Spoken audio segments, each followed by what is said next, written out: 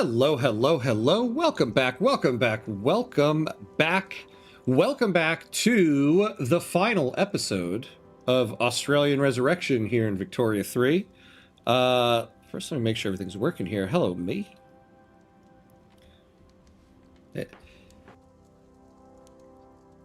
Oh, right back at you. Excuse me. Apologies. All right. What do we got going on here? What do we got going on? Hey, Mauricio, what's up, my friend? What's up, what's up? How you doing? First thing I see catching up with the VOD of last stream is Ham enacting Outlawing Dissent. We lost him, chat. He's a full exploiter now. Next series, he won't even enact multiculturalism. I know, right? Not only that, I said during that stream, oh my god, my the arm of my chair hit my desk drawer, and I thought someone was in here and just hit my desk.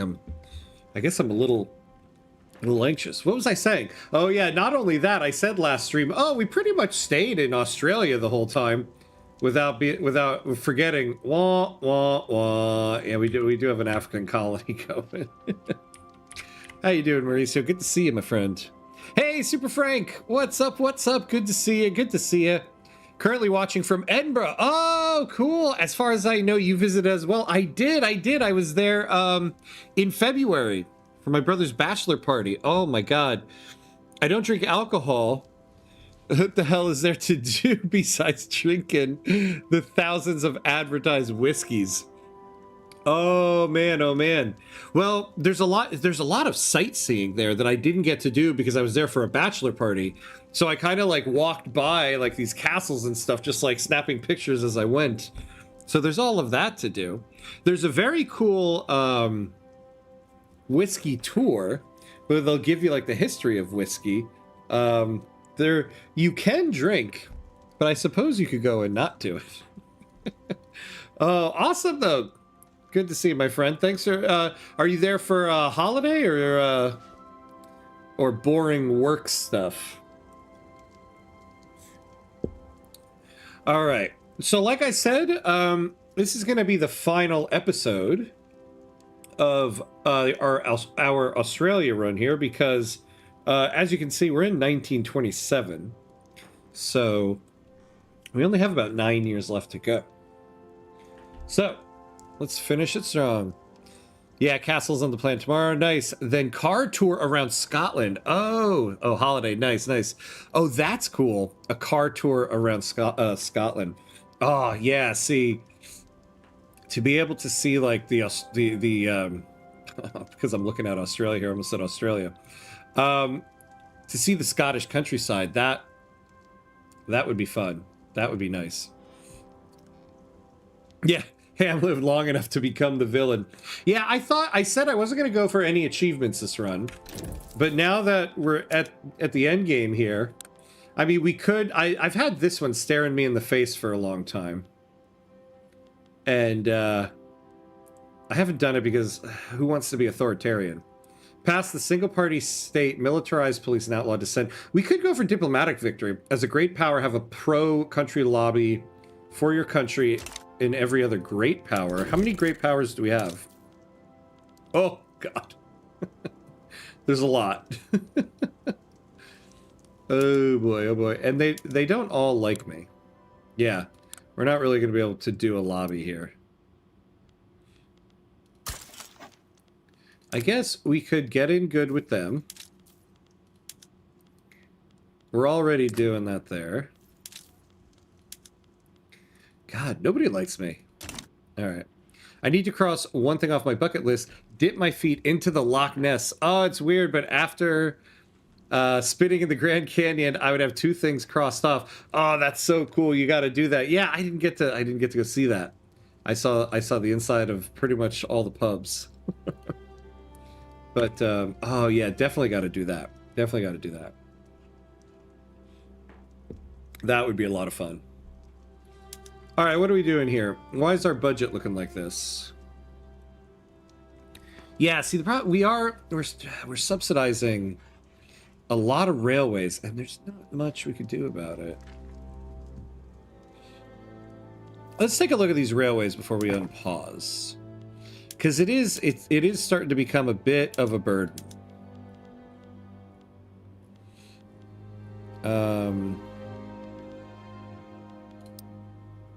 Oh yeah, let's just do hours. Let's take, yeah, we'll take the first one, like here in Victoria. So how much are we paying for this one? So 28.9K a week. Oh, yeah. How did we end up... The damn... I should have nationalized the railways. Yeah, look at this. Look at this. Look at this. Well, hold on, though. So let's just not subsidize it. You know what? Yeah, I subsidized all of them. There were only certain ones we needed to. All right. We are gonna stop subsidizing them all. And then we'll go back to which ones actually need our attention. Last thing before we unpause here, I want to get some stuff in the queue.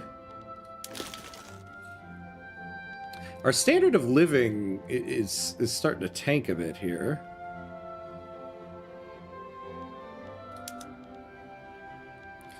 Groceries are a little high. Grain is as well.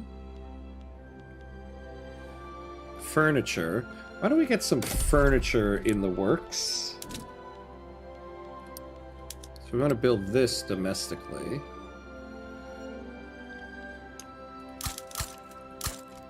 So we'll build some of that. Actually, before I do this, are the food industries actually hired up? Because that could also be our problem here. Yeah, no. No, they're not.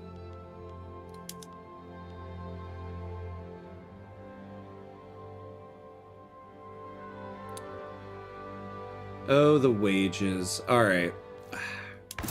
We can raise the minimum wage even more. We'll be paying a lot of welfare. Let's do it. Let's see what it'll take us to. So you know what? We'll do that. And then lastly... Yeah, all this stuff is good. Yeah, you know, we really do need to tackle the price of meat here. And we're like...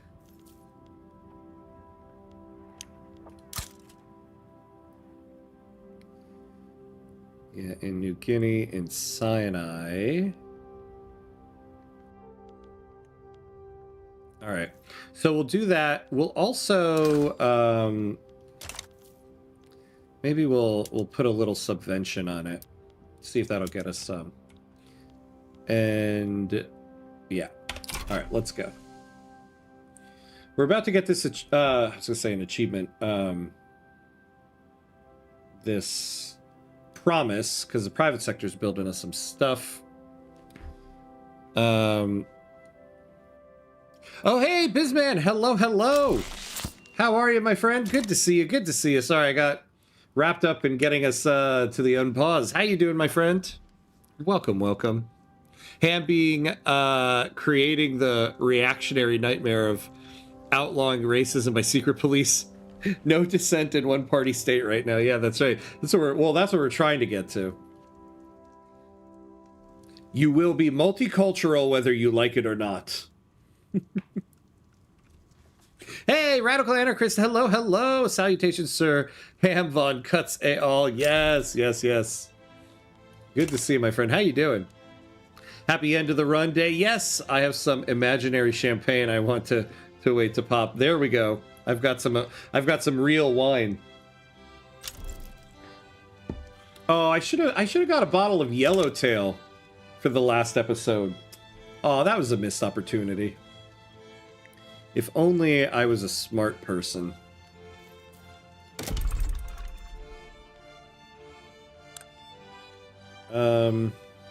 Oh, you know what? Why don't we, on the power plants, we're going to put those on auto expand.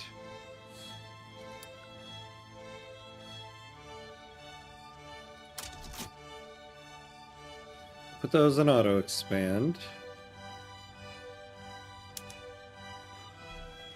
Did you miss my first comment? Oh no, I did. Oh, sorry, there we go. Hey, Ham, I feel like I've been eaten by a coyote and shit off a cliff, but I'm here. Oh no, are you sick? Did you get sick? Did you eat some funky lettuce? I hope you didn't eat the funky lettuce. Oh, did you hire your sailors? See, so glad you're here. So glad you're here.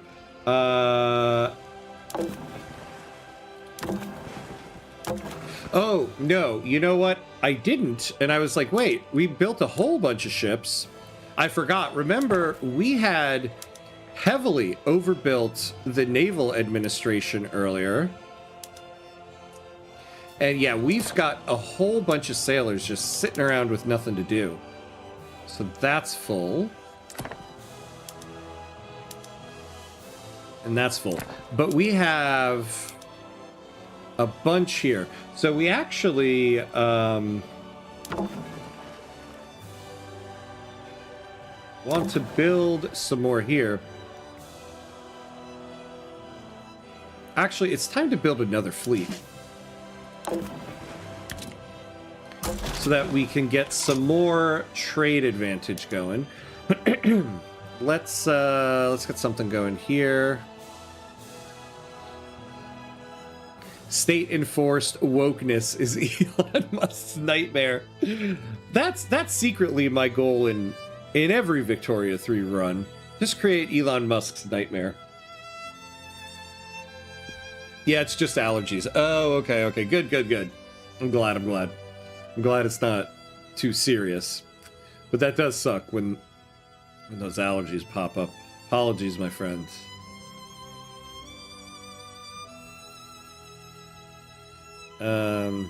What's funny is I'm going for these like authoritarian laws, but I'm still like endorsing all of the like social democrats. Okay. So let's build some more of these guys.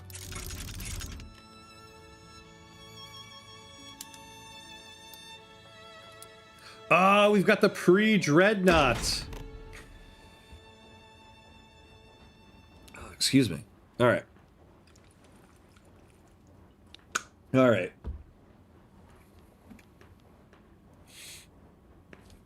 Ooh.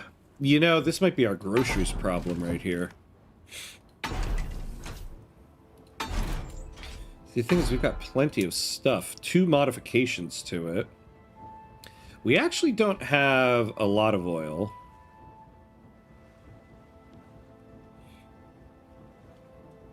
Yes, fire control system. Let's do that.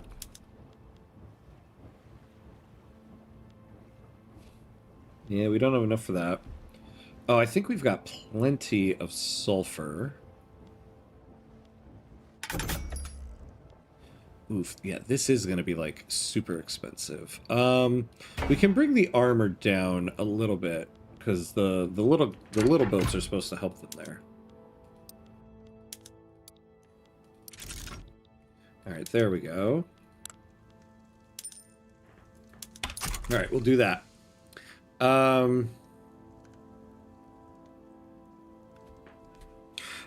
Closest to that in this period was the starting leader of Paraguay outlawing all marriage except mixed ones for the Hispanic majority with the goal of homogenizing the country. Whoa, really? I didn't know about that. I know, like, they had, in this time period, the leader of Paraguay was, like, an authoritarian intelligentsia, to put it in Victoria 3 terms. But he outlawed any marriage that wasn't a mixed marriage. That is quite a thing. That is, that's Elon Musk's nightmare right there, too. I discovered that the secret to Colombia is North Peru. Oh, do you mean like taking over North Peru?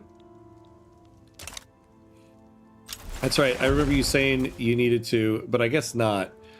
Yeah. I said that last episode, and then I forgot about it. And it's a good thing I didn't go off and build more naval admins, because we don't need it.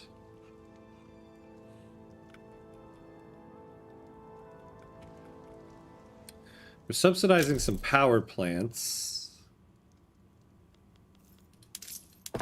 We really don't need to. I'm gonna cut back on that. Yeah, the welfare payments.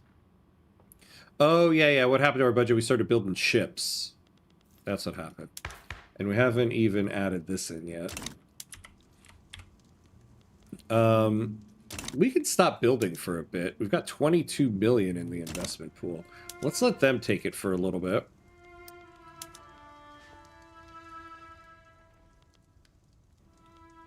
Man, our guys really love to build railroads, huh? I'm shifting into mid-game around 40 years in. My econ took off so much that I'm having to pause and carefully plan quite often. Can barely build construction sectors fast enough, and I'm sitting on 1.5 million in gold reserves and 3 million in the investment pool. Oh man, interesting. Nice. It's off to it's really taken off then.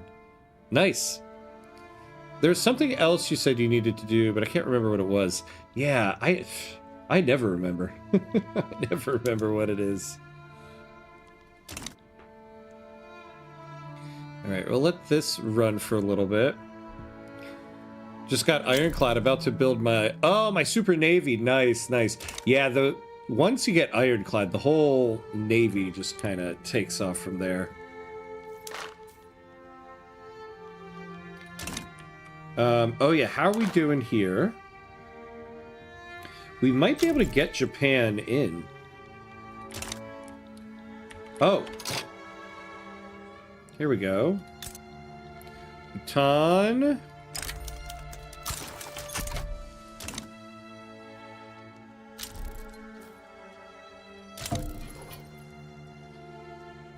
Nice. Now I kind of want to try a run in Peru. Just have a great pool of resources. Yeah, I've never done a Peru run. Like, the next time we get around to South America, I might look at that.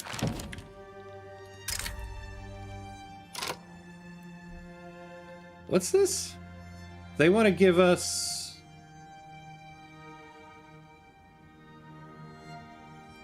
They want coal, and they're going to give us...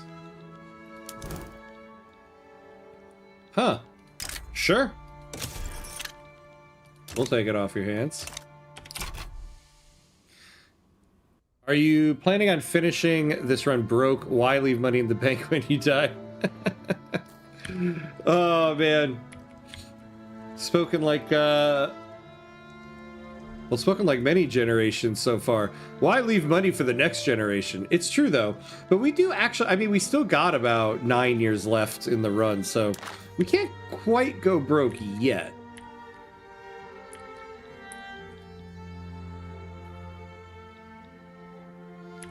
Oh, kind of stalling out on some of these guys here.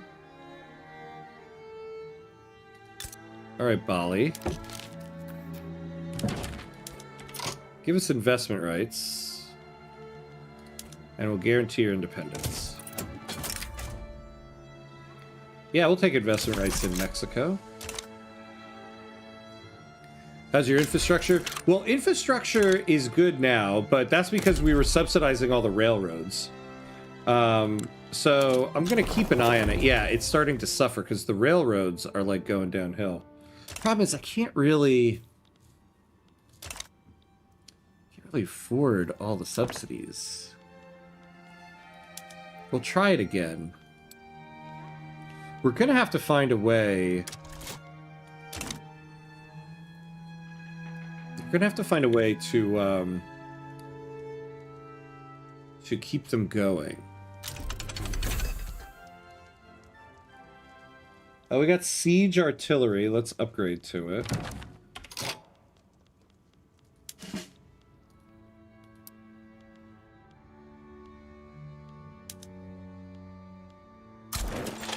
So I'll upgrade there, and then we'll upgrade here. These are the only ones we need to. 80. 80. Come on. You don't want to give us money. I mean, if you're offering it. We'll take the investment rights. God, I would really like to get our company's the investment charter. so that we can get some regional HQs going. Yeah, the gold reserves in Peru alone made a huge difference, but having sulfur and lead is huge. I haven't even started with lead yet, but I know it unlocks the ammo for skirmish infantry. Yeah, it is something you kind of want to hold on to there.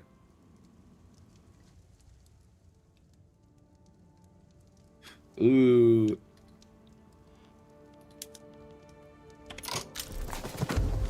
Yeah, here we go. So we're gonna make electricity a little bit better, a little bit more profitable. Arc welded buildings. Not bad. I made the mistake of leaving privatization on a bunch of buildings, so I almost capped the reserves. I don't know how to get the investment pool to spend any more money, though. I'm running into material and personal bottlenecks. Ooh.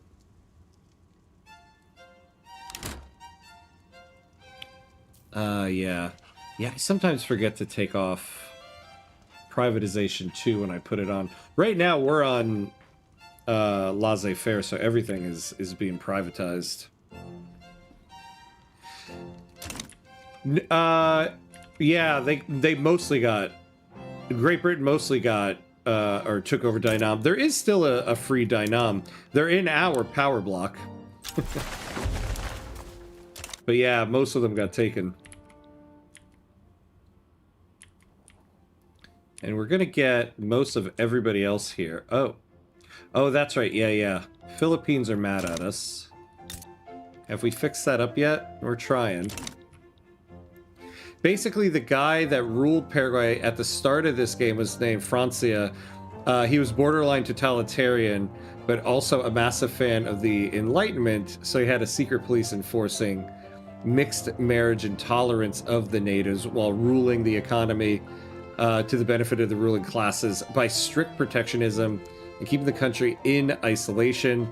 Really rare and quirky mix. Or lower classes, yeah. I remember reading about it from this game, because one of the first countries I really fell in love with playing with was Paraguay, and so I did that thing where they were like on a historical character, you can pull up their wiki. So I ended up reading through the guy's whole wiki because I was like, who is this? This sounds fascinating. And all of this while he ruled as an absolute dictator, and his government was officially the perpetual dictatorship of Paraguay, and he was the supreme great lord. As close as reactionary nightmare as you can get.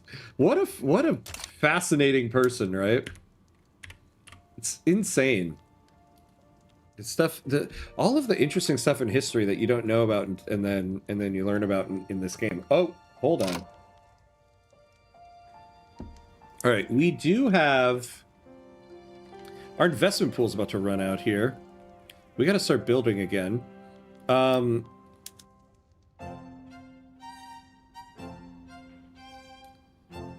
Yeah, so... It's just, electricity that we gotta look out for, and we can't short that over here. Is it too expensive somewhere?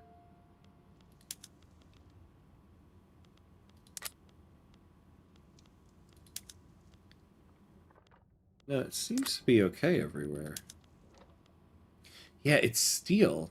Our company is not keeping up with steel. All right, which construction sector is it most expensive in? It looks like Victoria might be the place.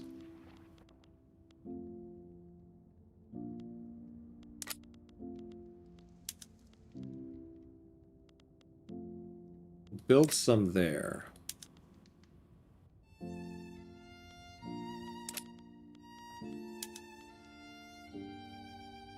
Ooh, and the Northern Territory. So let's go to Victoria over here.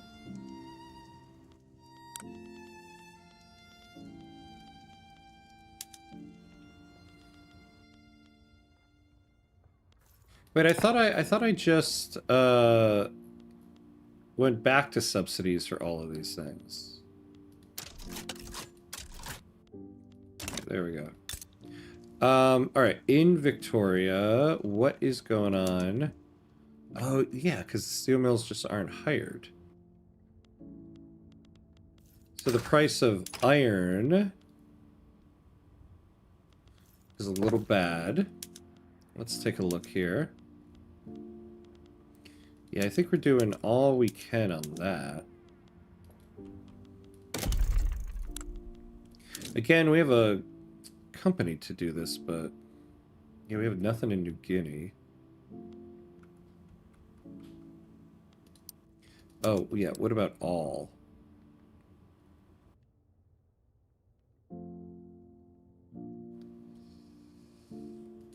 Oh, look at Japan. Oh, if we can get Japan in our market, and we could start a building there.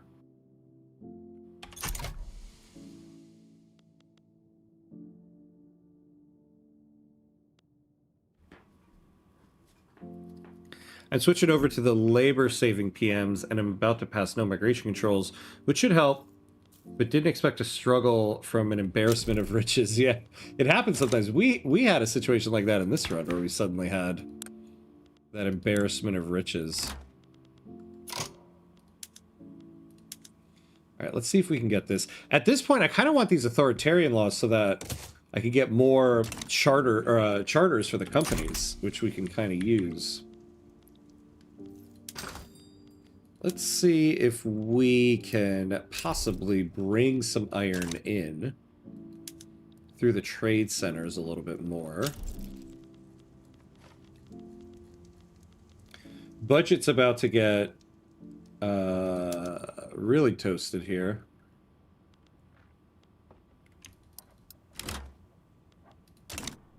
Yeah, that might be a little too rich for our...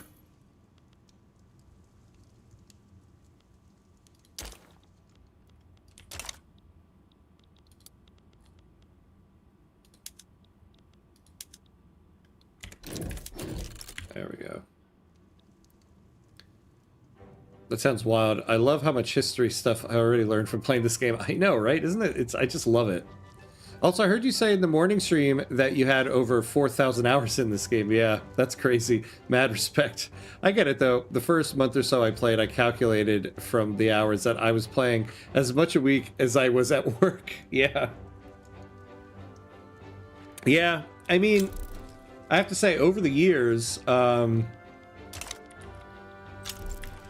you know, this game came out like 2022. I had a 2-year-old and a 4-year-old at the time. You know, while Bluey is on the TV and or they're playing on the floor, just having it on my lap while I had to be there. Got a lot of hours in just doing that. All right. Charles Fisher has organized a nationwide postering campaign on behalf of the fascist movement.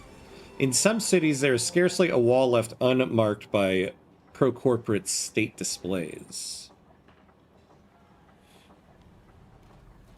Yeah, I'll take that one.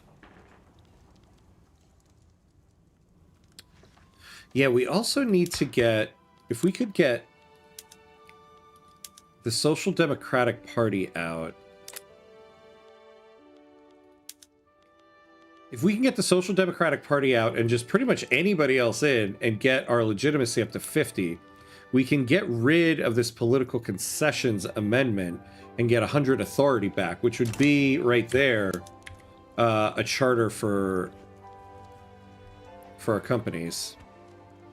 With the reinvestment is back up, so that's good. The opening of a luxurious cabaret at the foot of the Marmont Hill has made the nightlife of Paris considerably lively, attracting, of course, the attention and suspicions of the conservatives. We already got this event.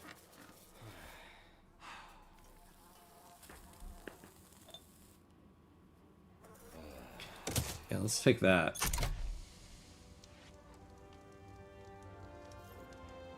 You can play as him and his quirky regime.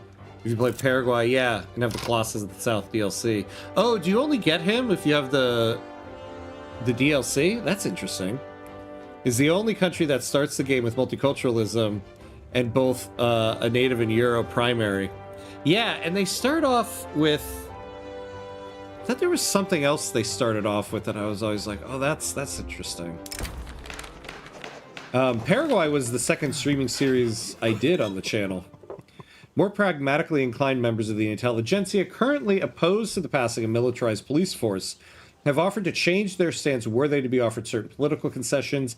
Such concessions would not be popular with the petite bourgeoisie, though. Yeah, we'll take this one and add to the success chance.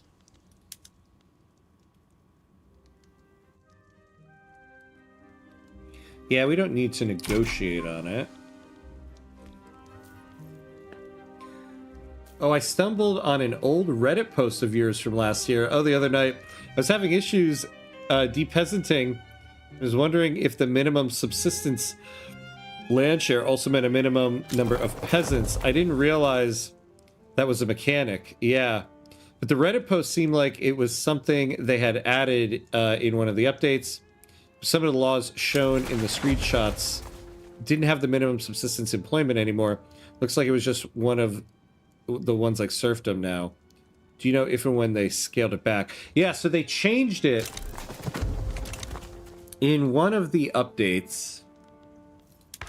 I feel like it was either... It might have been Iberian Twilight. So I think...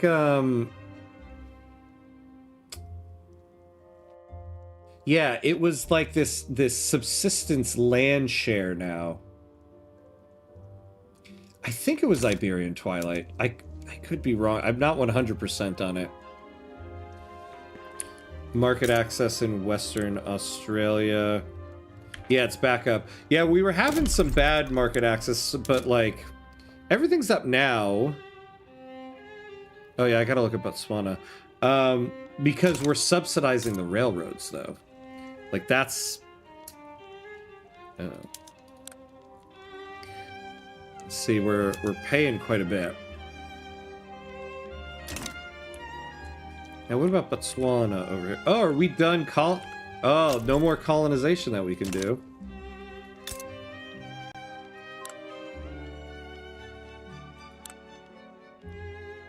Now, they're good here.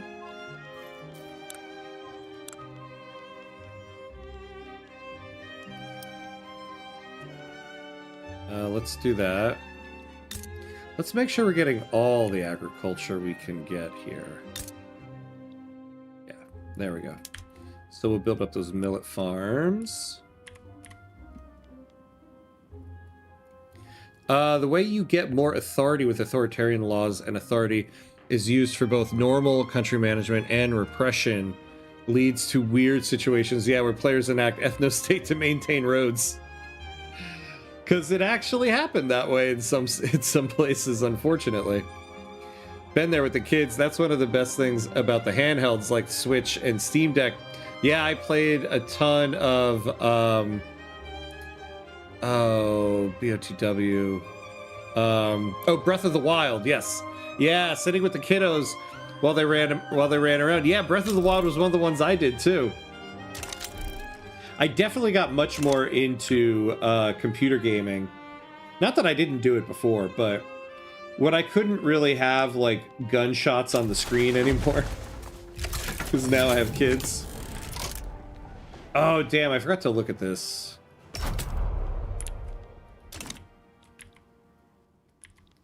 Oh good. Oh, it's being taken care of. Okay, good. Yeah, computer gaming definitely picked up for me then. Also, Bluey is based. Yeah, I love Bluey.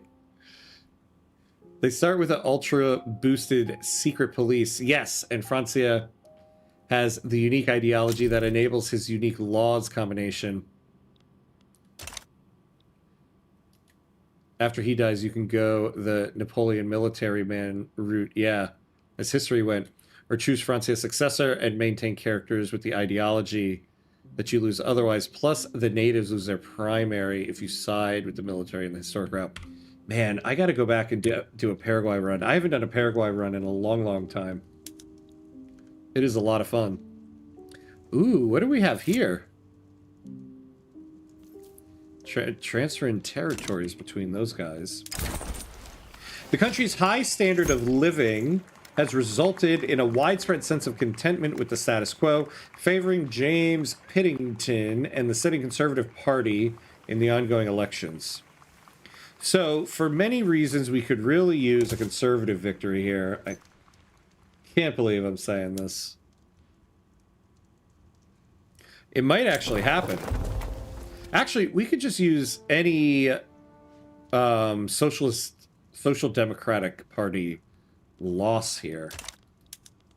Because there's a couple things we could do if we get that. If you're subsidizing railroads, can you delete the extra ones, even if you're on laissez-faire? No, because we don't own any anymore.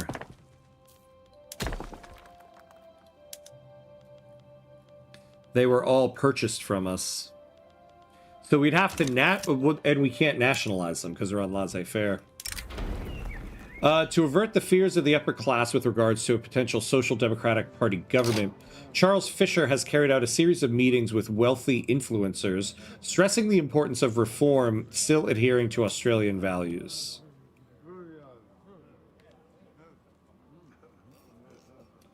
I'm sorry, guys. I'll bring you back in the fold after we get what we need here.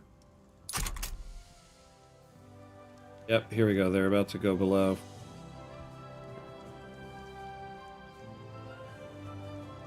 Hey, Prophet Hunt, hello. Prophet Hunt, hello, hello. Like, what in particular do you want to do? Well, at this point, we're kind of just seeing out the end of the run. We've only got, 8 years left. What I'm trying to do, if I can at the very last here, get this authoritarian achievement. I've pushed this off for a long, long time, but get single-party state, militarized police, and outlaw dissent laws. So at the close here, maybe we can get this. Barnaby Scargill, a petite bourgeoisie fascist. What a name. Frustrated with the lengthy legal process surrounding militarized police force, James Pittington of the petite bourgeoisie has approached us with an offer to expedite the process utilizing his personal connections within the state apparatus. Take that one. Whilst carrying out work in support of the Conservative Party in Victoria, Barnaby Scargill has come across Wilfred Headlam, representing the Radical Party. A fierce debate has broken up between them. Yeah, we'll favor them. What do we got? 100 days left here. I'm gonna have to try Paraguay now. That sounds super interesting to try to play. Yeah, it's a lot of fun. Paraguay is a lot of fun. And I bet it'll be much different now. The last time I did Paraguay, you couldn't get transit rights. It was actually, yeah, the last time I did Paraguay was before trade centers existed. It was before 1.9. So now you'll be able to trade on the world market, even though you're landlocked. That was a difficult part with it before. But it's a lot of fun. And there's a Paraguay-specific achievement you can go for. How to get Ham to betray his ideals. Tell him there's an achievement for it. It's sad because it's true. It's sad because it's true. Oh, the Ainu! They finally have a national awakening. Oh, God. Oh yeah, look at that. We're over 400 now. Maybe we can get ourselves... We dropped to second in standard of living. That cannot stand. Bernard Joret, a prominent member of the Radical Party, has been accused of gross corruption. He strenuously denied all allegations until damning letters surfaced signed by him.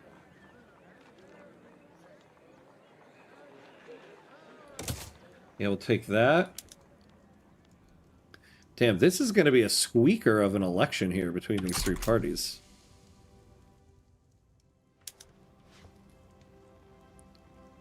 Yeah. Basically make Australia great again. Unfortunately. Unfortunately. If I can get it in time, I'm going to try to make a pivot and go back the other way. I don't know if there'll be enough time to go back the other way, though. But I shall try.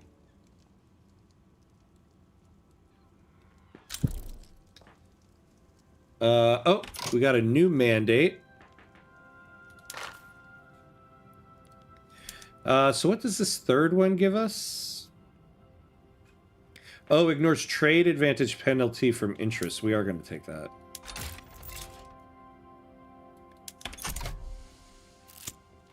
Yeah, lots of fascist agitators for you, I know.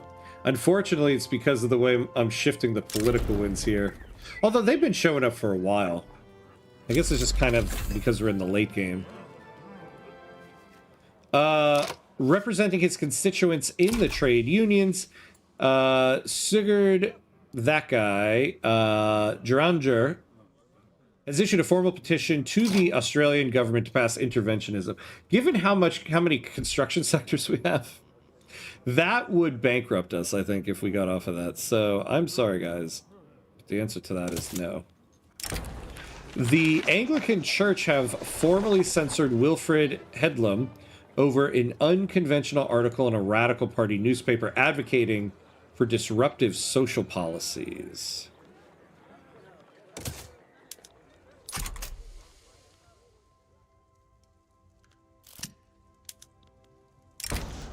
An influential faction within the trade unions has grown frustrated with their co-members' neutrality on the topic of militarized police force. Themselves in favor of the law, they have now resolved to form a separate political faction intent on passing it.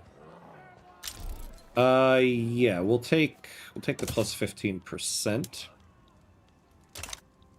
I'm bummed I messed up and locked myself out of completing the Federation of the Andes this run. Yeah, that is so tough in South America, because there's always like that one decision you forget about. I'd probably be able to get it since I've been doing more map painting than usual, but I didn't realize Colombian nationalism would stop you from getting it. Yeah, unfortunately. Can you get the achievement from other countries? Might try it with Peru. I forget if you can do it with Peru. You have to be one of the southern South American countries. I forget which ones they are, though. Hey, Outer Signal, what's up, my friend? How you doing? Lord Ham, I'll be jumping between your good governance here and the dream of good governance in Michigan. Yes, Abdul El Sayed. Oh, fingers crossed for him. Hope you and your family are doing great. Yes, we are doing good. We're doing good. Good to see you, my friend. Oh, yeah. I'm hoping. I'm hoping he gets it.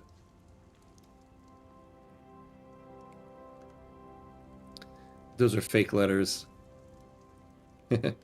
Yeah, he is looking good so far, right? Fingers crossed, yeah. Should have gone commie. I should have. I should have. Coulda, woulda, shoulda. Kind of want the RNG seed for this run. This was a communist-friendly world, yeah, to do a run in. I wish you could get the RNG seed, like, after you start the game.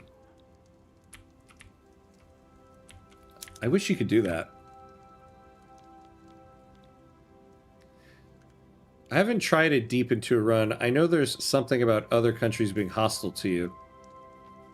Oh, yeah, yeah, if you go for Federation of the Andes. Yeah, because you take a bunch of claims on countries, and so it kind of pisses people off. Cost of iron is back down. So how are our steel mills going? They're hired up.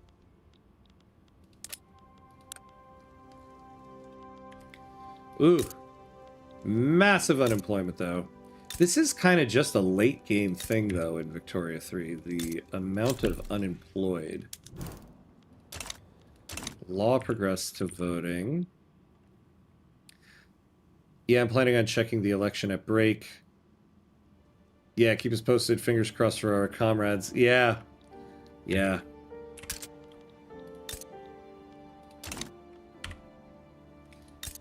Yeah, I feel like I'm having a moment where I'm like, I don't know. Lately I don't know why. What kind of broke in me? There's something about what happened with the World Cup this summer that kind of broke me in a lot of ways. The fact that the stupid orange man butted his way into that. Lately I've been on the warpath of like, I want to decentralize all of my tech. I'm tired of all the planned obsolescence. I'm tired of how wasteful all of it is. I'm tired of certain tech companies' R&D agreements with certain other countries, and I'm just like, I think I'm done with Apple. I'm moving off of Apple, and I don't really care for Microsoft either. So I'm switching to Linux on stuff, and looking at other ways to kind of like decentralize a lot of the tech in my life.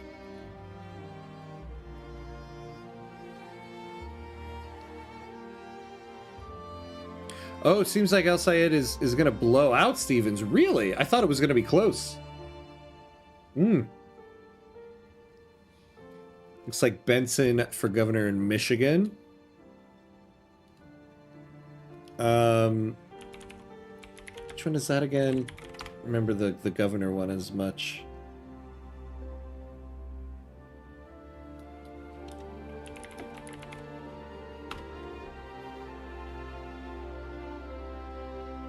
Oh, okay. Oh, yeah. That person. Okay. Nice. Oh, I meant going commie. I wasn't sure, how it would affect trade and everything. Yeah, but I imagine if big countries like France and Germany went commie, it would be as bad. Yeah, the original reason why I didn't was because I was worried about trade. And yeah, it looks like I would have had a lot of trade partners in this world. Whoa. What's going on in Portugal? Portuguese communist revolt. Whoa. Extremadura is its own country. And then you have the rest of Portugal. Whoa. What a world this one is.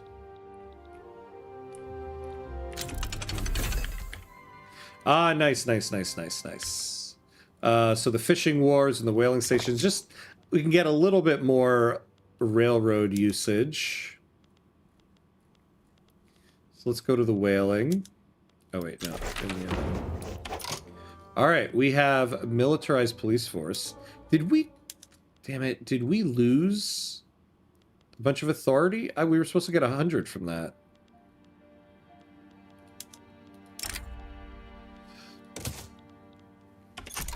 I guess not.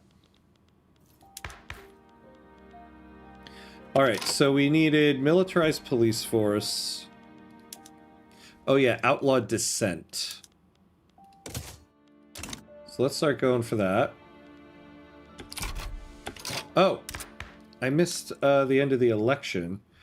God, the Social Democratic Party won by 0.3%. Look at that.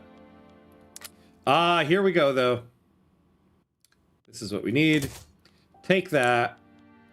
We're gonna get rid of the political concession. Get us some more authority.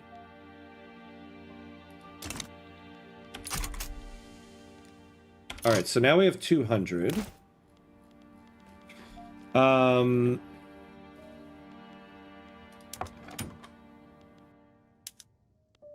I want to give these guys the rubber plantations. Yeah, see, I wish these guys... I would like to give these guys investment rights, trade rights, and monopoly rights. Do they have stuff overseas? They don't really have anything overseas. So trade rights to get more trade advantage. This is the only one with investment rights. Yeah, see, these guys could build a bunch of regional HQs. So we will give you some investment rights right now. And then when we get the next law, who's this?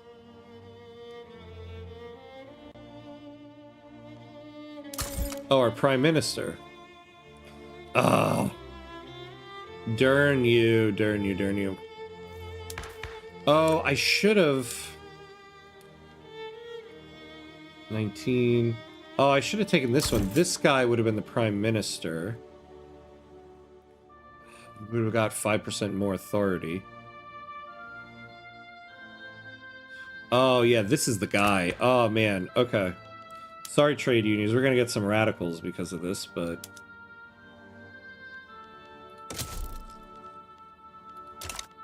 Whoa. Oh, what were we... Wait. What was this guy giving us? Oh, plus 100 authority. Oh, God. Oh, did I just make stupid mistakes? Did I just make the stupid mistakes? Alright, let's do that. Prime Minister is changing like this is England. Just back and forth.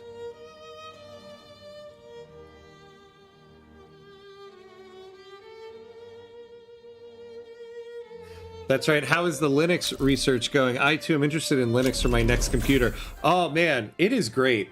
It has been great so far. First of all, I don't know, I guess I had this impression that Linux was going to be super complicated to put on your computer. It's incredibly easy. I don't know why I had this impression of it. And I was kind of always worried about it for gaming. Gaming on Linux right now is fantastic.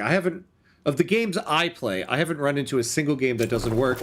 In fact, there's more compatibility on Linux than I have on my Mac.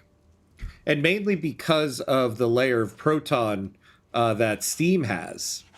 So like Europa Universalis 5 just plays, which on my Mac I need to have either GeForce Now or Crossover. So it's great. And oh, and it runs so much better. I don't think I realized just how much added bloat nonsense Windows puts on their computers. So, for my mom's birthday this last year, she wanted a new Microsoft Surface. She really likes the Surface. She doesn't want a Mac. She didn't want any of that. So I got her a new Surface. And so she wasn't going to use her old one anymore. And just because I kind of like computers, I took it. So it's a really old Surface. It has 4 gigs of RAM. And the reason why she needed a new one is because it could barely run anymore, and it was on Windows 10. It couldn't even load. You couldn't even load Windows 11 on it. It was on Windows 10, and it was at a snail's pace at this point. So over the weekend, just to try it out, I deleted Windows off of it, and I put Linux Mint on it, and man, that thing runs great. It's amazing how well your computer can run when you get rid of all of the extra nonsense that runs in the background on Windows. It was truly amazing to me. And then on top of that, I was looking up trade-in values for my devices, and in the trade-in section, it asks for the current health of the battery. So that Surface, which has got to be like 8 years old at this point. The battery life was at 86%. Just to check, I checked my MacBook Air, which is only 3 years old, and I take very good care of. It's my main laptop. The battery life was 83%. And so in terms of like planned obsolescence, I was like, how the hell is this old Surface that multiple times in its lifespan has sat with the battery completely depleted for periods of time, has a battery in a better state than my MacBook Air? It just floored me, and I'm just kind of tired of I don't know, all these tech companies and all the BS. Representatives of the industrialists in the government have demanded several compromises in the enactment of outlawed dissent. The measures have already been condemned by supporters of Barnaby Scargill as corrosive to the reform as a whole. Ooh, we'll get a setback, but we'll get 10%. Let's take it. All right, we are though at the hour mark, so we do have to take a quick 90-second break because we're about to get hit by ads. So gotta pay homage to the gods of ads, as you do. So 90 seconds, and we will be right back.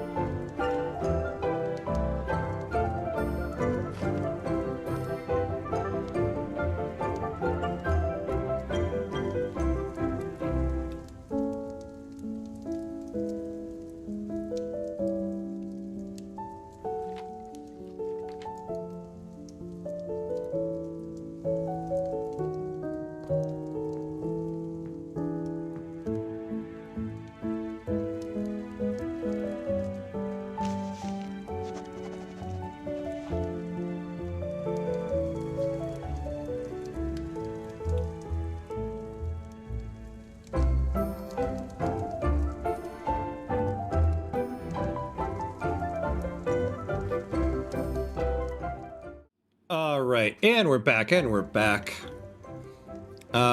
right, let me catch up here. Yeah, I heard you mention switching to Linux on the VOD from this morning. Let me know how it goes. That might be the nudge I need to get started. There's some better options for a lot of tech. It just takes a little more effort to find them. Yeah, I haven't had the energy up to this point, but now that things are stabilizing, it's probably time, especially since I'm starting to dabble in the audio software and stuff. Probably better to switch over before I get too deep so I don't have to do it after the fact. Yeah, I'll tell you, so far it's great. I think my last kind of test here is the Adobe suite. You can't get the Adobe suite on Linux. And I do need Premiere in order to like make content and stuff. And so I talked about how I'm going to be doing a starting step series for Sardinia Piedmont. I need to finish the run. I'm going to record it, the rest of it in Linux, and then I'm going to try to edit the whole thing with Kdenlive Live in Linux. And if the editing process goes well and it's not too much of a hassle, I think that's the last step for me. I think I'm just going to fully switch over because I have nothing else to really keep me on Windows. Hey, DeWolfie, what's up, my friend? How you doing? Who this? This is Patrick. Welcome back, my friend. How you doing? Good to see you again. Yeah, I heard it was close, but this morning I was listening to the news and it sounded like else I had pulled up to about a double-digit lead in the polls. Wow. Nice. I heard Linux works really well with Steam. Yeah, it does. It really does. It's really fascinating. It's actually great. It's better to game on Linux than it is on Mac, and quite honestly, I think it might be better than not every. So I was about to say better than Windows. Not everything will work. I've heard there's a lot of major game like AAA games, especially like online multiplayer ones that won't work. So, but I don't really play any of those, so it doesn't really affect me all that much. Hey, Lauren, what's up? How you doing? Good to see you. Welcome back. The bloatware and basically AI spying on Windows is one of the biggest reasons I wanted to switch. Yes, exactly. Same. I'm just kind of tired of it.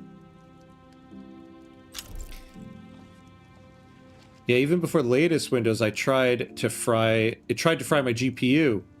But once I installed Mint, yeah, it just stopped at that. So that's what I've heard. Mint is like, if you haven't ever used Linux before, Mint is the one to start with. It's very easy to get into. And things just work. I've started with Bazite just because I was looking for one that was good for gaming. And that was one of the things everybody kind of recommended. So Bazite is supposed to work really well for gaming, and so far it has been really easy for me. So that's another one I can recommend since I'm using it currently. But Mint is supposed to be like the best one to do if you've never used Linux before or just want something simple that works. Hey J-Makers, what's up my friend? How you doing? I'm going through it, and marriage is hard, but I care about you too. Too much to stay quiet. Judgment is coming, and Jesus Christ is our only hope. Do not choose money or those offering it over him. Hypothetical Christians are no excuse. Repent and believe in Christ. Wait, whoa, what's going on? What is going on, my friend? You're going through it, and marriage is hard. Oh, man. How you doing, my friend? How you doing? I hope all is well. What's the video editing software you mentioned on Linux? I've been needing to look into that. So the one I found is called Kden Live. So it's KDEN, something like that. Yeah, KDENLIVE. So I'm still kind of getting used to it, but that's the one that everybody I've seen everybody recommending so far. I'm doing okay. Got the worst fever I've had in my life. Oh no, had it for a couple days now. Send help. Damn, that sucks. That sucks. Good luck, my friend. Good vibes over to you. Oof. I appreciate you being here then. I guess you are probably just laid up on a bed right now, so. I mean, I hope you are. I hope you are. Gotta take care of yourself. A book rejected for publication in the Union of South Africa due to their restrictive laws has become accepted by an Australian publisher.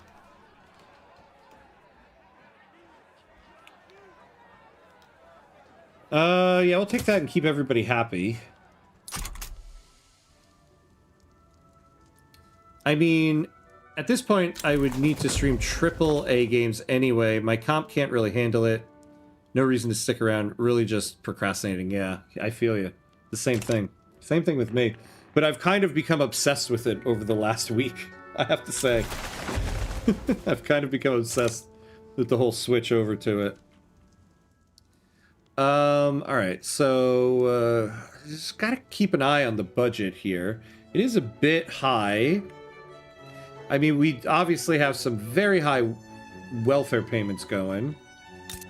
We could back them off a little bit.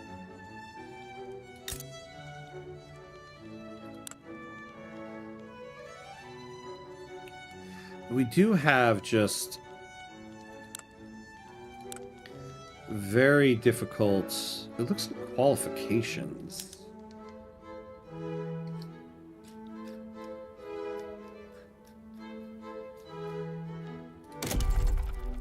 I mean, we could keep pumping money into the universities.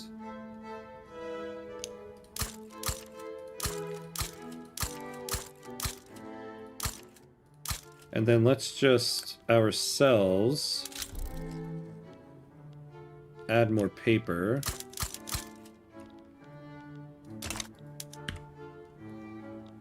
Yeah, now that we're constructing.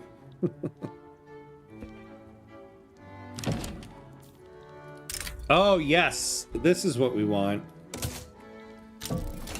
All right.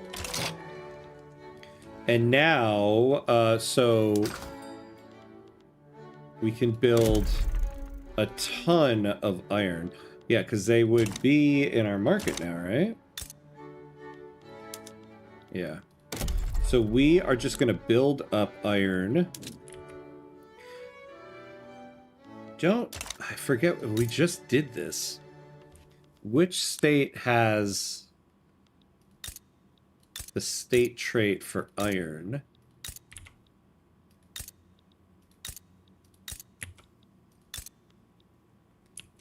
No?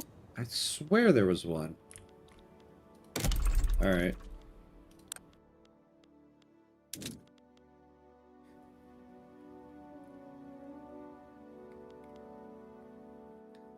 All right. Just give me iron. Give me iron or give me death. It seems like I'm not the only Luddite here. I don't like all the techno-fascism going on now. Same! I'm about to join you there. I'm really diving into it. I want to start... I'm looking into creating my own media server and, like, getting rid of a lot of my streaming subscriptions. Just make my own Netflix. I'm just kind of tired of all of it. When you install a new OS, can you still access files on your hard drive? Yes and no. It depends. So I have 2 hard drives. Well, actually, I have 3 in this one. And so I'm dual booting this computer. One hard drive has Linux on it, and I still have a hard drive that has Windows. Right now, we're in Windows for this stream. I was working hard to get OBS set up for the stream today, and I just didn't get it set up in time. So I'm dual booting right now. You can partition your drive and have 2 different ones like that. But if you don't partition the drive and you only have one drive, then you have to erase it. Now, something you can do, I did this for a little bit, is that if you have an external hard drive, you can actually load the operating system on here. So for a couple days, I had it just loaded on here, and I was just kind of clicking around using the operating system. It runs very slowly because you're loading it off of a hard drive, but you can get a sense of the OS and see if you like it and everything. So that's one way you can also try it out before you, like, clear out your hard drive. Did I return in time for a theology lesson? No, unless you consider Linux a religion. But welcome back. I tend to migrate everything onto an external, but I've never actually tried to access it afterwards. Oh, yeah. I have this external hard drive, and I loaded a whole bunch of stuff onto it before I did what I needed to do. And so now when I need to send files between my Windows hard drive and my Linux one, I just load it on here, and then I can move files back and forth that way. Was gonna crack a joke, but seemed for a sec like it might be serious.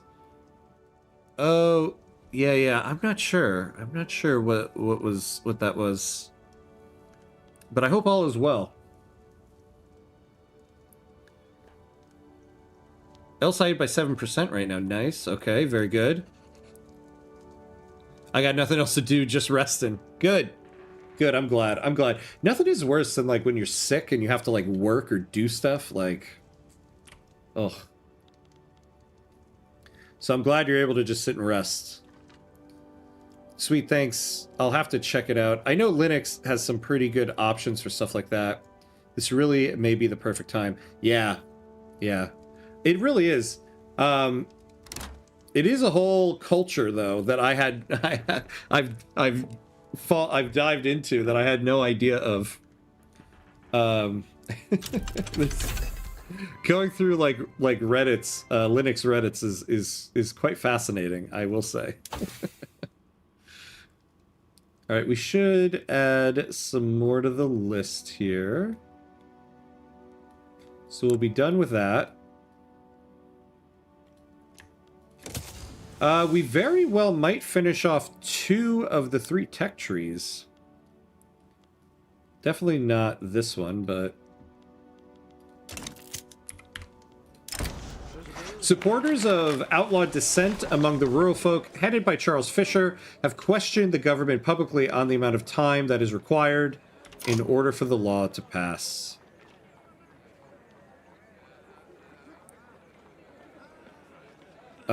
Give me that authority.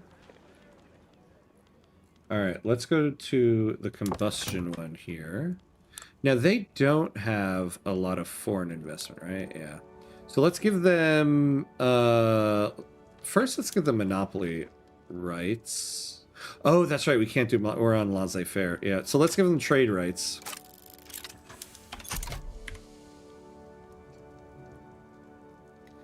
Lots of unemployment. Yeah.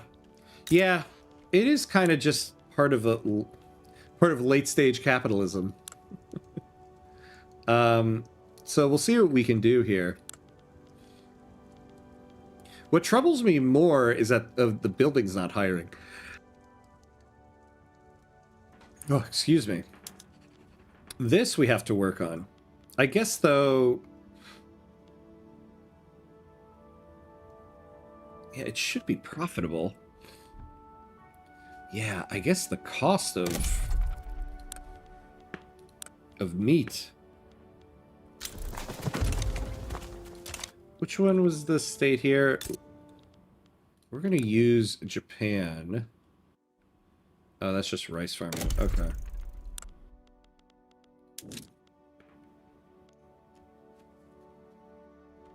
Yeah, here we go. Just get us a whole bunch of ranches going.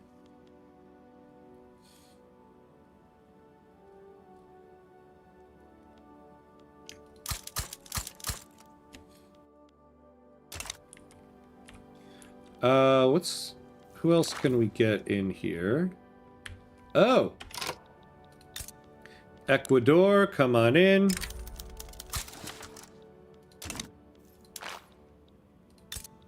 Haiti. Come on in, create more demand for our goods. We really need it. I want to get New Granada back in. Can we get one more deal with New Granada? Oh, yeah.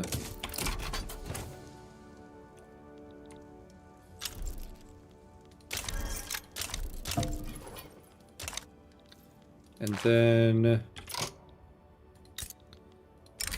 Java. Syntag. And we'll see what they say. I thought these guys were already in.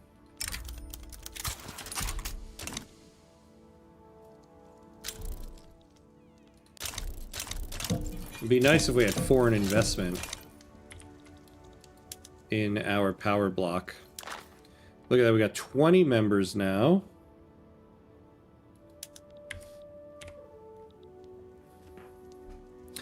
Part of the problem now with these companies is that big business have gone truly global.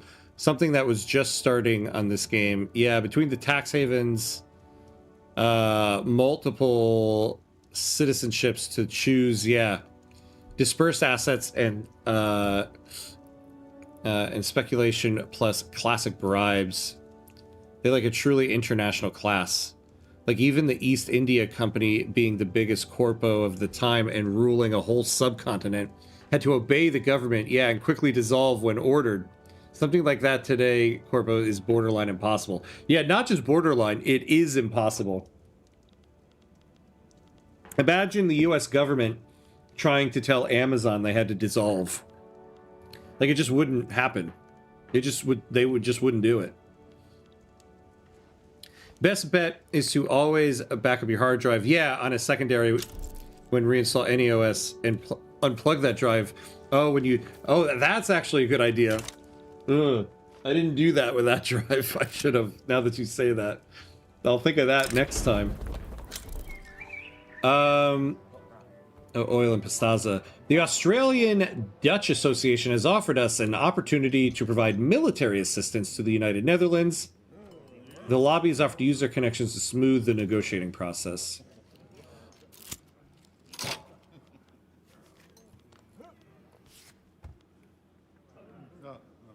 Yeah, we'll do it. Can make the lobby a little bit happier. A series of perceived poor decisions by the Sunni rights movement has led to a notable decrease in its ability to raise money. Numerous wealthy sympathizers have quietly halted their support for the movement in its current form.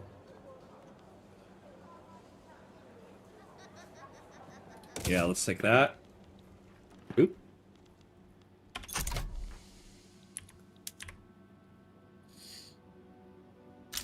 I think Plex is kind of like that. Epoch completed. Okay. I have a few friends that use it instead of streaming. Oh, okay. Nice. I think, yeah, I've only started researching all that stuff. I think I've seen that one come up. Hey, Shamneo, hello, hello. Oh, we got New Granada. I hear good things about Linux, but I'm scared to change over. I don't want to learn a new OS. I'll tell you, that's the thing I found fascinating. There's really not much to learn. It's all the same, except it just works, like visually. In fact, it depends on the. I found it depends on the one you get. Like there are distros that are built to look exactly like Windows. There are distros that are made to look exactly like Mac, which I find interesting. I want to try them out. Like there's one I found called Pear OS, and they literally made an OS that looks exactly like the Mac OS. So there's not much to learn.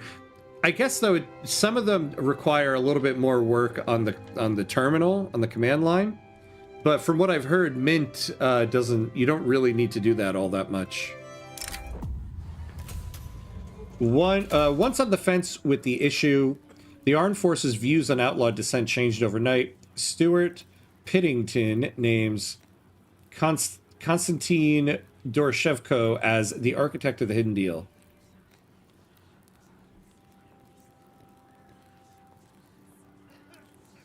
I don't want to take a setback. Yeah, we'll take that.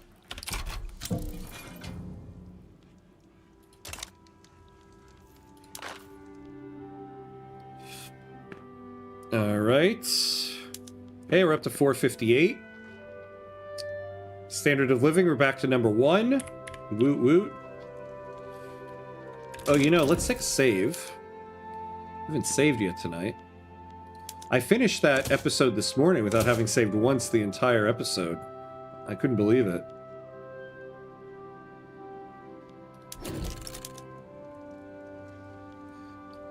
I learned that the hard way. Lost so many things once during a reinstall. Oh god, that sucks. I can only imagine. It sounds like a nightmare, I'm sorry. And of course, it doesn't help the too big to fail aspect of everything. Yeah, you daily use being tied to it, and few having the willpower of means to switch to something else. I need hopium, yeah. I'll tell you, like, I'm also, like, one thing I'm so tired of, and I guess this comes from somebody who's been mainly a Mac user for the last, like, 15 years. I'm tired of not being able to fix things. I'm tired of not being able to, like, upgrade things. That when something breaks, the entire machine is done. I'm just so tired of that. And so I've really been looking into this new laptop from Framework, where they make a laptop where everything in the laptop can be fixed and upgraded. And so they have like a more powerful laptop, like a gaming one, the Framework 16. You can actually like change and upgrade the CPU and the GPU of the laptop, which I find amazing. Like that's the type of thing I want to switch over to now. I'm just tired of all this tech that one thing fails in it and the whole machine is done. Armed workers affiliated with the trade union's progressive factions have volunteered to assist government forces in countering reactionary forces that would threaten Australia. Man, I want to take this. I want them to just go to war so we can be done with this. I'm going to take this just because it'll get us to 98%.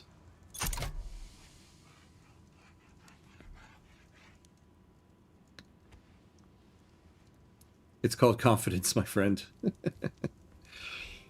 I'm lazy. Windows is what I know. I get that, you know? I get that too. I mean, there's something to be said too, I think, about things in life where what do you spend your mental energy on, right? Like, I will admit, having not known really anything about Linux, I've spent a lot of mental energy researching it and figuring out what to do. If I was in the middle of a semester, I wouldn't be doing this right now. So yeah, I mean, in the end, it's just whatever works for you. And I feel like what works for me is I'm at a point where I need something different to work for me. You, I like you. I like the emoji you have on that. Ooh, I have a 3 terabyte hard drive from deployment I usually use for that. Nice. Not bad, not bad. That is a good one to back things up on. Yeah, I basically, to switch over to Linux, I went out and got a 3rd hard drive for this computer, a 4 terabyte one, that I can mainly use for storage between the 2 drives. Because I needed to clear a bunch of stuff off of one drive so that I could load Linux onto it. Bernard Jure, leader of the intelligentsia, has made a remarkable play for power in the capital in order to secure a spot for the intelligentsia within the government. However, it is not entirely clear if they should be rewarded for their novel practices.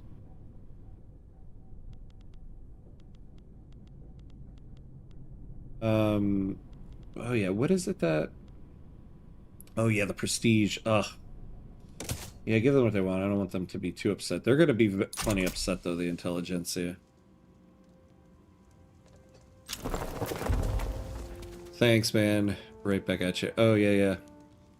Late stage, end stage capitalism. Yep. That's pretty much it, right? That's what it's part of. That's what I'm trying to steer clear of now.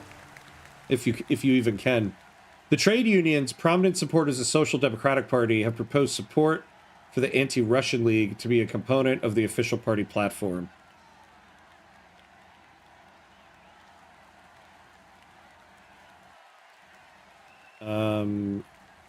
What's the appeasement of the Anti-Russian League? Not too much. Let's do that because we can, so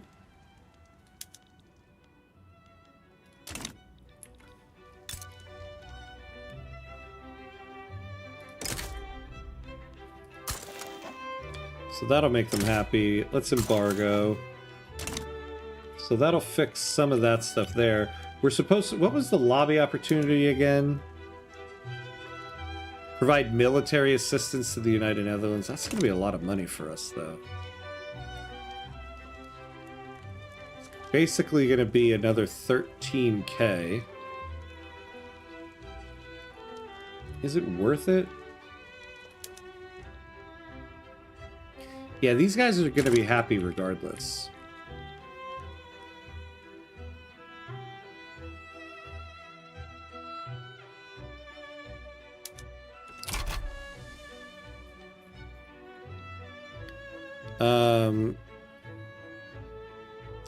You always do more welfare laws if your economy can take it.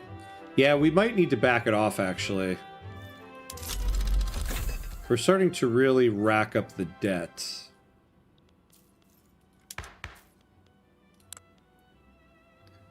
I fear it might be a bit much, so we're going to back it off a little bit. Oh, colonial affairs, too. We can back this all the way off.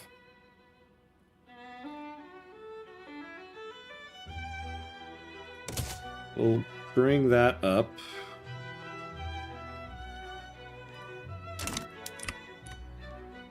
I need to go back through your video about companies and prosperity. I'm usually hesitant to use them because they can be annoying. Oh, but I got the Colombian Tool Company, since they get prestige tools. They're doing that thing, though, where they just spam their buildings. So now I'm having to try to make sure I can keep up with the input goods, and they're still only around 50 prosperity. That's not bad though if they spam their stuff, because make sure you get them trade privileges too, so that they'll start to build trade centers, and the trade centers that they own, you get extra trade advantage from it, and so you can create some massively profitable buildings because of it. I do think the companies are definitely worth it. It always matters. It just depends on what company. The performance of an opera with nationalist revolutionary themes at an upcoming festival is being openly associated with the Melanesian secession movement by its proponents.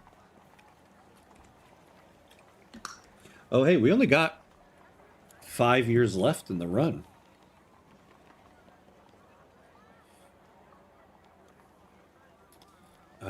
No, I want them to go to war. That's what I want.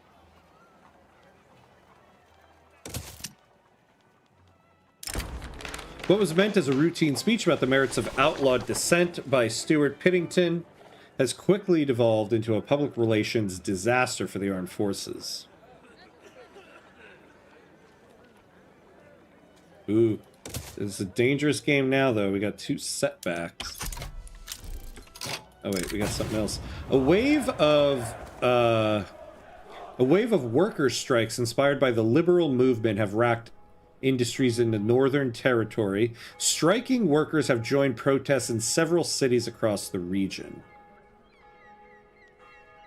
Oh, look at that hit to manufacturing industries throughput.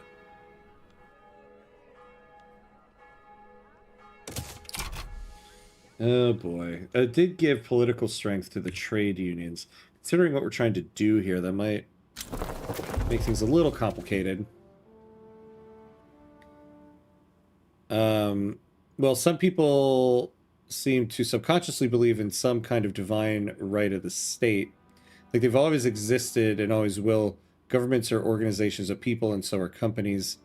We have companies with more influence and resources that even some middle power countries and the nation states in charge of the world are in mutually symbiotic relationships, since they're all just focused on extracting from people. I mean, that and the fact that a lot of the basic structure of a company is monarchy, and so all this power, we've basically handed all this power over to monarchies in the country, if we're being honest about it. Is there nothing to be done with the Melanesian secession? No, there isn't. It's kind of just stuck in this state of constant unrest. They're upset because of their standard of living. Now, something we can do after we pass, we're going for outlaw dissent. We'll go for a single party state next. We could go for no colonial affairs.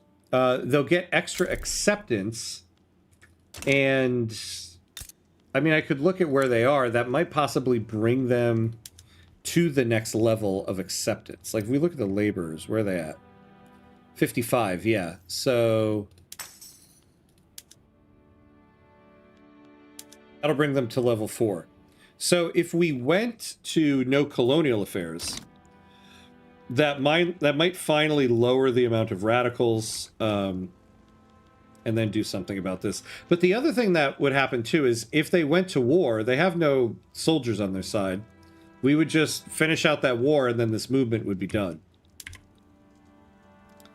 But as it stands right now, yeah, there's not much else we can do about it.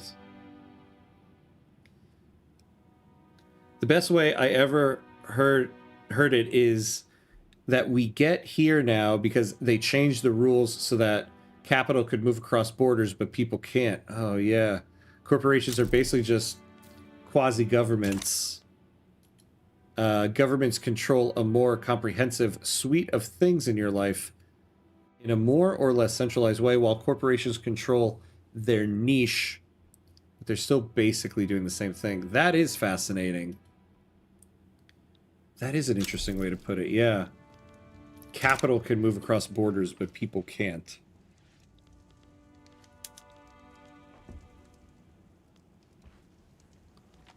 Yeah, look at it. This timeline, the whole world is kind of going communist here.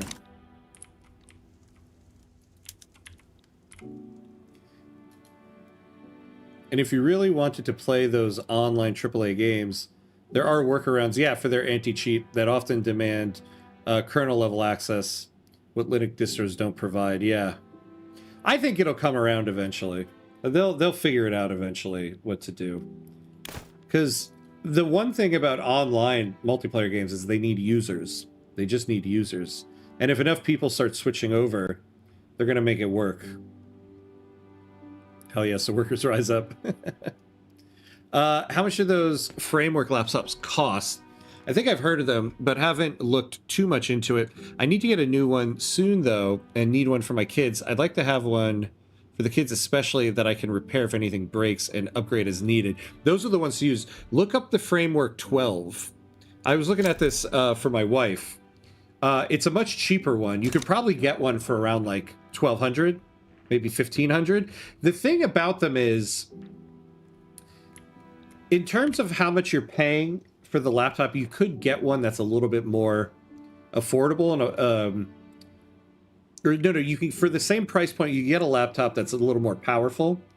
And I see a lot of people make that argument for it, but I think the thing to keep in mind is that these are, because of how repairable and upgradable they are, these are laptops that you can seriously have for maybe like 10, 15 years. And so if you think about, they say, oh, the laptop that has the same amount of power as this one costs a little bit less, but that laptop you're going to have for like 3 years. So over the lifespan of this framework one you buy, how many laptops are you going to buy during that time span? And so I think in the end they are cheaper in that sense. But they do have a much cheaper option, the Framework 12, which looks actually really cool.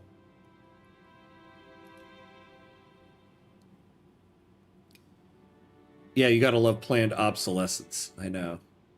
And it's pissing me off. Because, like, I've always been someone, I take very good care of my electronics. It's just, this is the one thing in my life I've always taken very good care of. Like, I've had friends who, like, always have cracked phone screens and everything. I have broken a phone screen once in my entire life.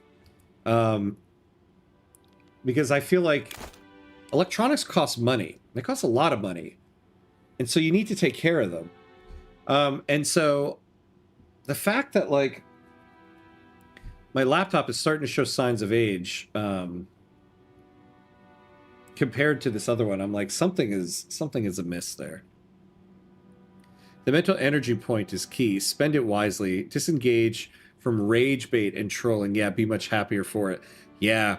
I finally broke free of, like, Facebook doom scrolling because of that a long time ago. Not even doom scrolling. It was a long time ago at this point, but I made a decision I was no longer going to engage in any type of debate, like on Facebook, or even on social media in general.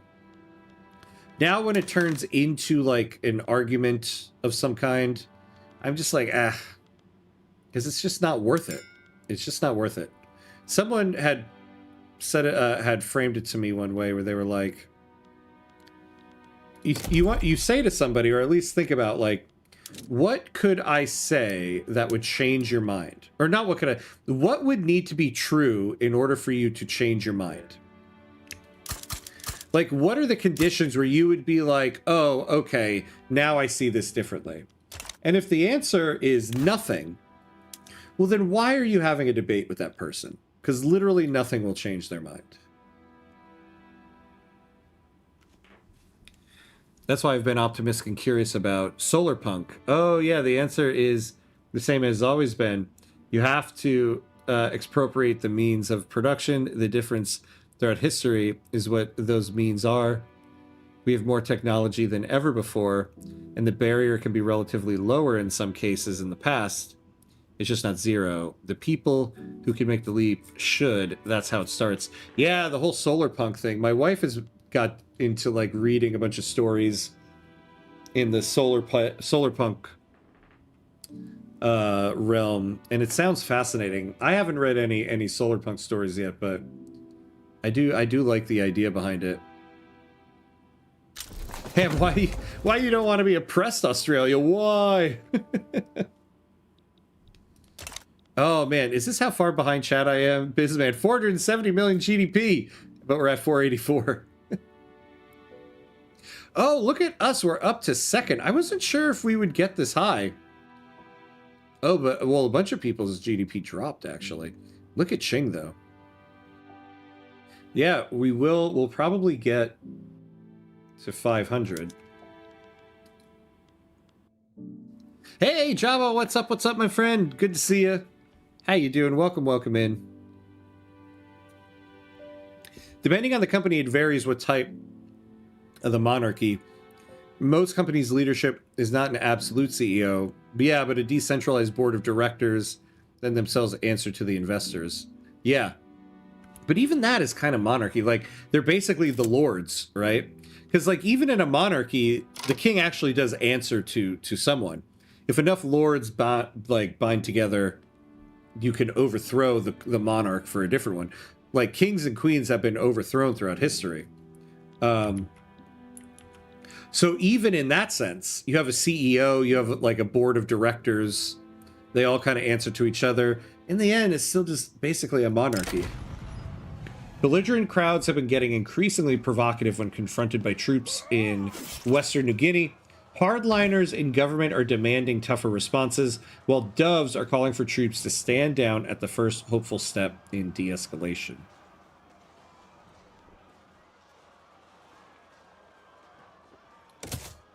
Hey, well, we got some loyalists out of that one. So it's like the royal court ruling the country and behold of rich nobles while the king seeks to please the former. Yeah, basically. It's kind of what it is at this point. Kalmyk people in... Oh! We're one law away from an achievement. Are being blocked from entering certain businesses by some local Australian people.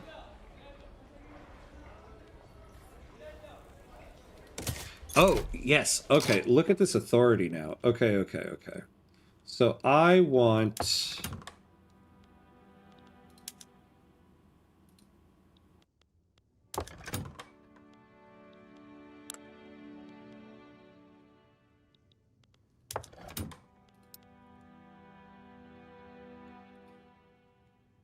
Yeah, I'm going to give investment rights to the electronics company. And this one. And that's all we'll do for now. Now. Can we do it? I suppose, though... Yeah, and it would be the industrialists. I kind of get it, right? Good point over on YouTube. Corporations control their niche and your labor for the most part. Yep. Yeah. Yeah. And it's got to change in some way. I'm not doing so hot, I'll be honest. Oh, having a rough time mentally. Oh, man. I'm sorry, my friend. I'm sorry. Well, I'm glad you're here to escape a little bit. It does seem like you've been working a lot lately. A lot of stressful stuff at work. So hopefully our descent into authoritarian Australia can provide some escapism for you. Vice Admiral Lewis Knowles, a prominent opponent of single-party state, has begun to maneuver towards halting the enactment of the law by force. His bid for power is backed by a faction of the trade unions. Oh, man. Yeah, we're gonna... The first Coast Guard. Oh, it's gonna be hard to send this guy away. Oh, actually, no, it won't. What we'll do is we'll split off just one cruiser.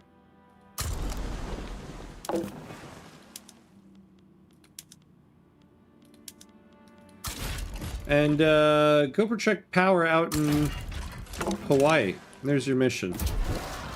Now let's take a look at this one.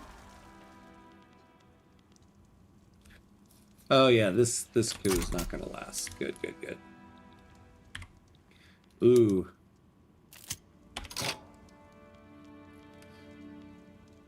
The radical movement. 62 soldiers. How many total do we have? Ooh, we can take them. Alright. You might let this one go to war.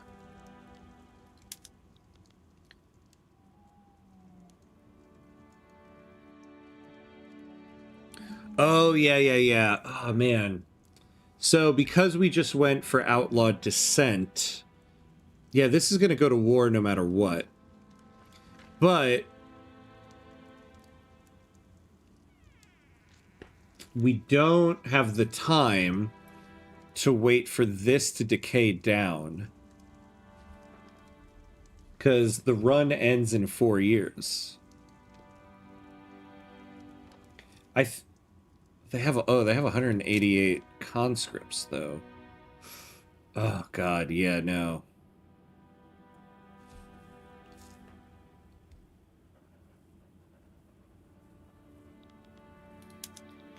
What could we pass?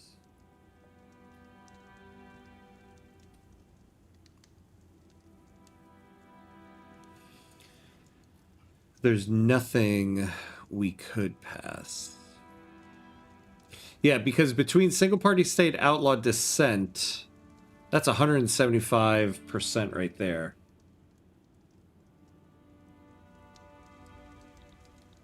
Damn, after all that, I don't know if we can do this.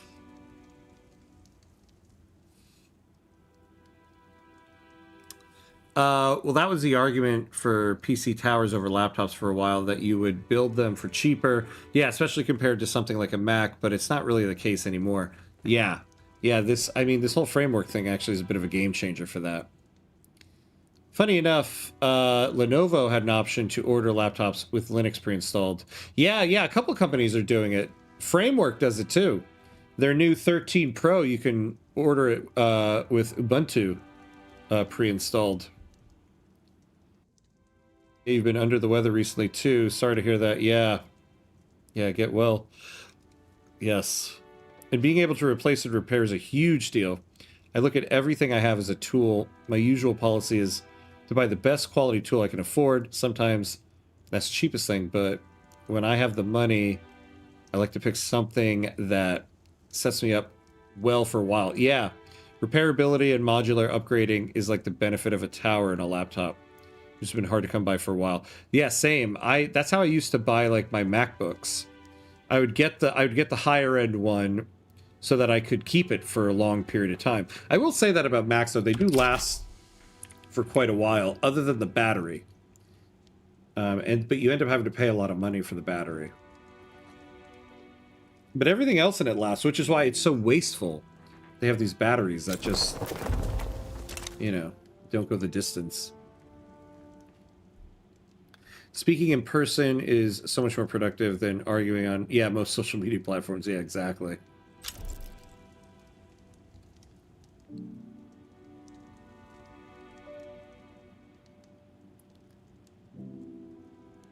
People are so much better in the abstract. Yeah, exactly. I think that's basically just what techno-feudalism means. It's oligarchy, which boards of directors and investors, different, yeah. Manifestations of the same historical problem. Yeah, which is people. The conspiracy to overthrow the sitting Australian government has lost all momentum amongst the trade unions. Vice Admiral Lewis Knowles' plot has been abandoned.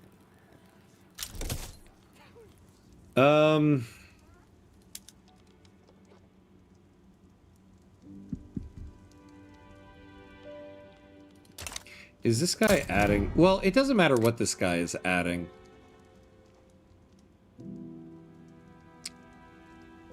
Oh. Oh, no, there it is, there it is. Okay, yeah. Between this and that, they're gonna go to war.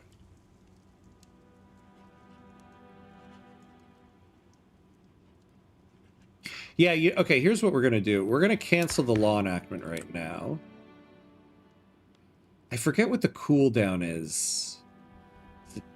I forget. It's not 4 years, though. So we'll cancel.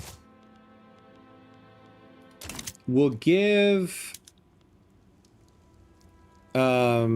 this time to go down, and then maybe in like 1934 we'll try to go for it again.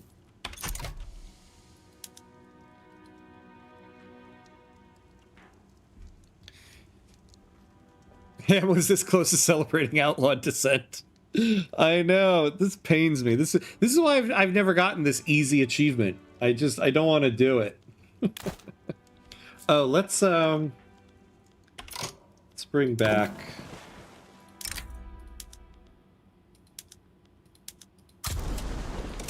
Let's bring this person back. Market liberal, ethno-nationalist. Yeah, we'll go there.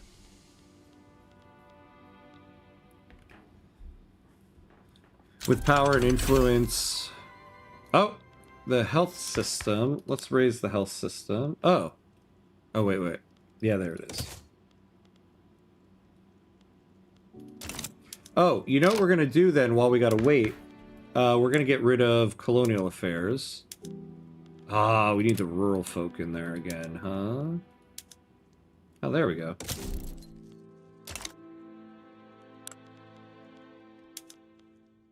Yeah, let's go no colonial affairs. Ordered to violently suppress a popular riot in Christchurch, a battalion of the South Island garrison have refused their orders, claiming that the execution of such a command would run contrary to the laws of men and God alike.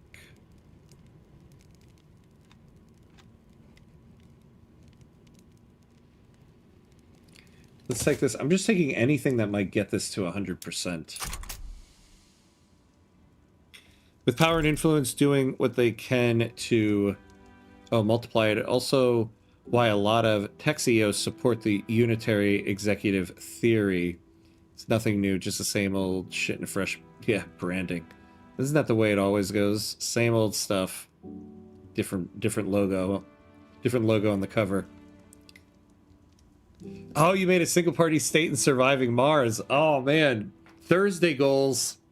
Thursday goals right there. Nice, nice. I hate the sentence, they were a private company. They can do whatever they want. Yeah, like, just no. I know. If a company run a social media platform, they better adhere to all free speech principles, for better or worse. 1,000% on that. Totally agreed on that. Yeah, new admiral for the Coast Guard. Oh, actually, we gotta promote this one.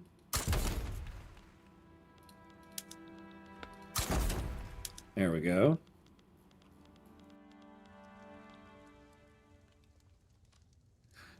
Start a coup, get a free trip to Hawaii. Yeah, funny how that worked, huh? Oh, hey, Mr. Floyd Pinkerton. Hello, hello. Oh, I'm sorry. I feel like you probably said hello like a million years ago. Hello, Ham. Hope you're having a hamtastic evening. I am. We're doing good here. We're moving along.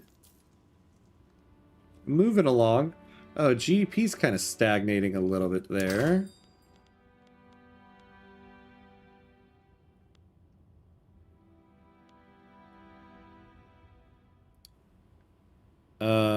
Oh, we need more. We need more glass here.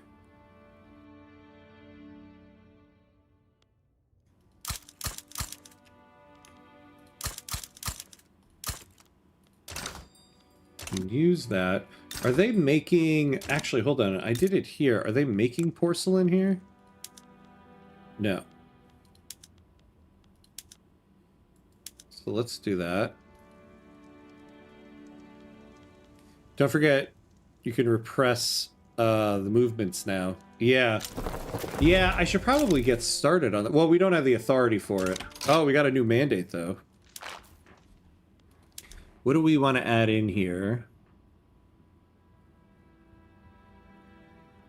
Ooh, you know what we're going to do? We're going to go creative legislature, because we don't really... There's nothing else we really need. I mean, I guess we could do that, but... This will help us get militarized police force at the end. So we'll go with that. Very well might be the thing that helps us. There's an old Alan Watts quote where he was pushing back against the idea of God as a monarch, asking, if you believe democracy really is the best form of government, then why is heaven a monarchy? That's a great line. I've never heard that one before. That is a great line. I think about the same thing with companies. I don't know why in a country that ostensibly bases so much of its identity in freedom and democracy in the workplace is villainized. That's why I've always hated that Reagan line about we're gonna treat the company like it's a business. I'm like, but businesses are monarchies. The militant wing of the Melanesian secession movement have claimed responsibility for an explosion at a government building, announcing that the time for open war is rapidly approaching.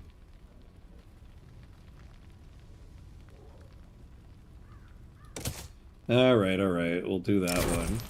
As we dismantle the institution of colonialism, the people of Australian East Indies expect to be granted independence as part of this ideological shift. What? How dare you?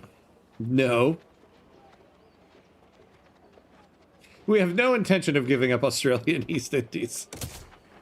In what do you not understand about in name only? We spent generations reeling against the after effects of fear-mongering against socialism, communism. Yeah. It's just, you know. It's not work. I like my new work, but once in a while I become really aware of how lonely I am. Oh, and it starts eating at me. Like, it keeps getting worse and worse.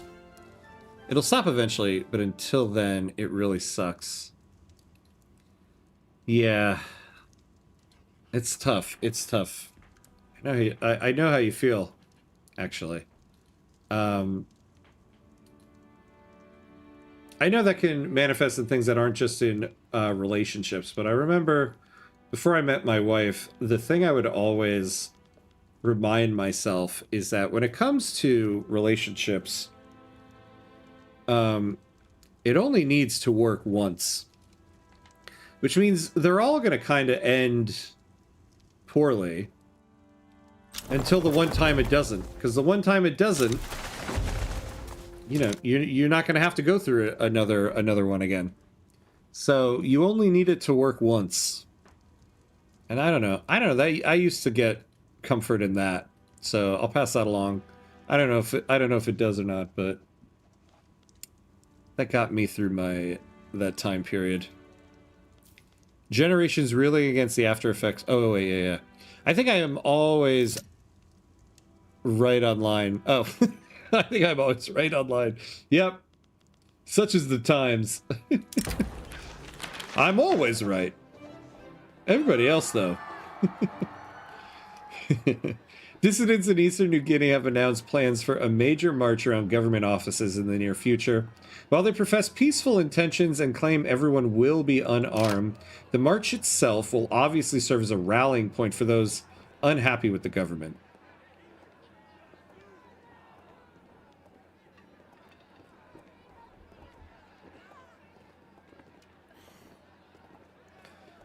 Let's take it. Actually, we'll try to keep it down, because if we can get this no colonial affairs, it might actually bring this back down.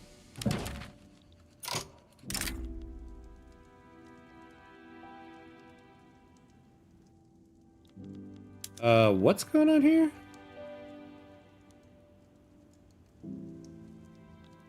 Wait, first of all, why are you going the war?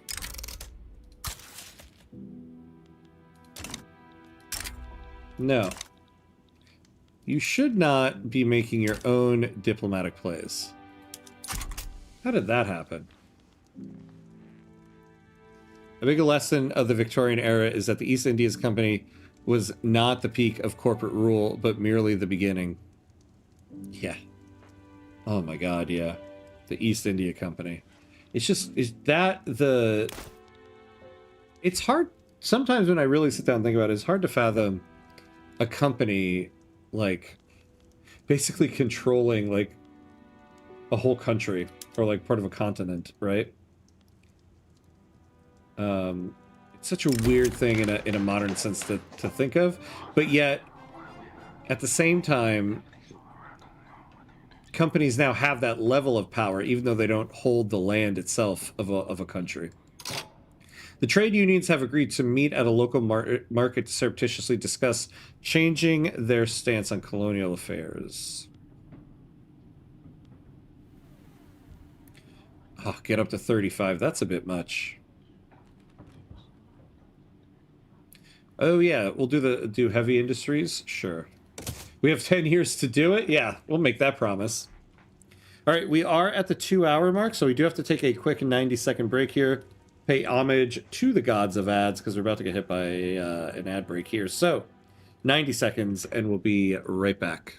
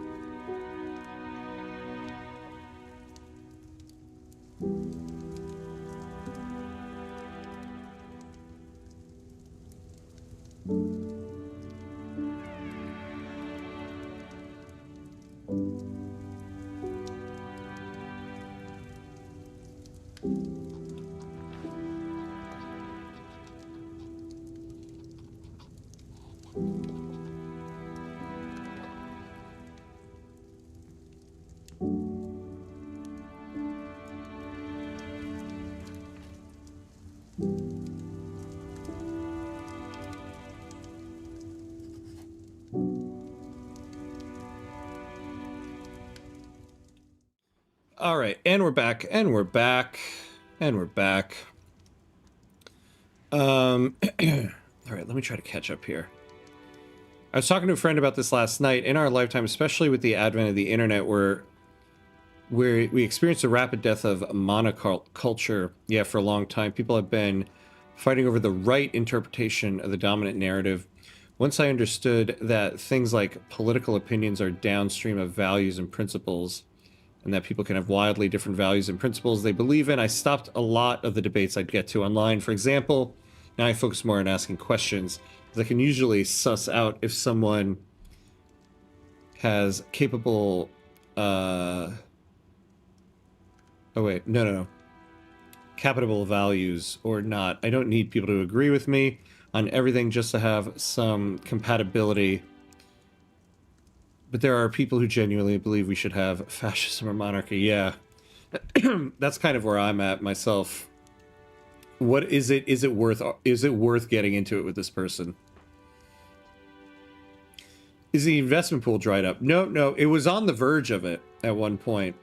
We were going down drastically. I mean, if we stop building, they start going down by quite a bit. So we're kind of going in cycles here. Like, we'll stop building for a little bit, they'll start going down. We'll start building some more stuff, they'll start going back up.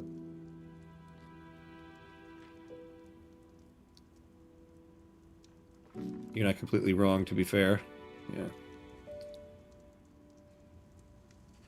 Sorry, dude. For right now, you got us in Lord Ham. That's right. Yeah, we're here for you, my friends. Not a very Christian thing to say, though. Plus, asking questions is much more effective at defanging problematic people. Yeah. They'll just argue with anything you say, but love hearing the sound of their own voice. If you ask questions, you can bait them into fleshing out their argument, find the flaws, and trip them up. Worst case, it throws them off. Best case, it might arguably make them think more deeply about things they hadn't before. Yeah. I mean, I agree. It's so funny when you just ask people questions, because it does make people really angry sometimes when you just ask them questions about what they're talking about.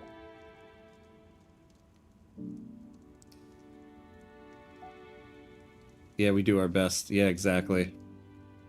Independence. What's that? Yeah, we don't do that around here. I also can't stand Reagan. He started us on this path to whatever fascist thing is going on. Yeah. I absolutely hate Reagan. Worse, I live right by that airport they named after him. Oh God. Something I notice here is we love going on our rambling monologues about the world, then expect poor Ham to catch up to, to the walls of ranting text. I try my best. I try my best. Oh, hey, Joe. What's up, Joe? Hello. Oh, no, I'm sorry. I feel like you said hi like a million years ago, too. Welcome in, my friend. Good to see you. 35 standard of living. Yeah, I know, right? Like, oof. We're the #1 in the world. Like, how much more you guys want to go? It's kind of nuts. Yeah. You could argue some countries today are just companies in a trench coat. Yeah, Saudi Arabia Petroleum Corpo's wealth is not fully disclosed and they pretty much rule the monarchy. Same with the Russian businesses. Yeah, great point. Japan and Korea are pretty much ruled by their megacorps. Korea especially. I watched some videos about that. The government consent cyberpunk style, is where the developing world is heading. And of course, this country on North America. Yeah, the situation in Korea I found fascinating. How there's basically 3 companies that like pretty much rule the country. It's a really interesting system they have there. But it came out of a need too. Like where that started was fascinating as well. Brigadier General Forrester has made public statements in support of the Conservative Party, bringing into question the political neutrality of the military.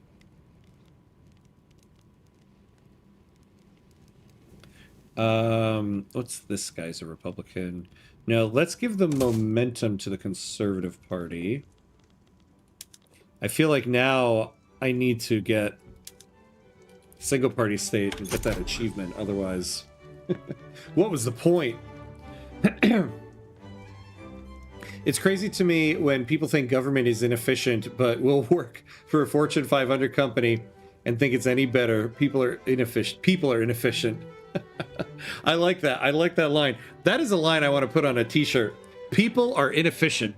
Although actually, no, I don't. That's like some Sam Altman type stuff too. People are inefficient. Taken out of context, I mean. But it's true. It's true. People are inefficient. Like, we're just people. Like, you can't, be like, oh, this sucks. Like, in the end, this is just like a collection of people trying to do their best. Especially like government, Like, people act like everybody who works in government is like living it up well,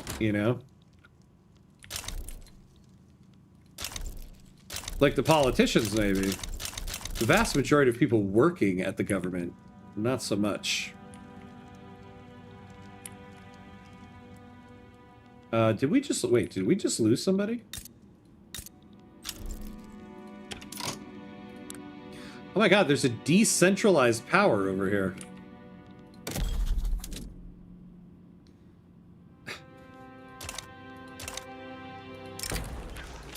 At a soiree for the Conservative Party's wealthiest supporters, Konstantin Doroshenko began a long-winded rant about the merits of slavery and discrimination.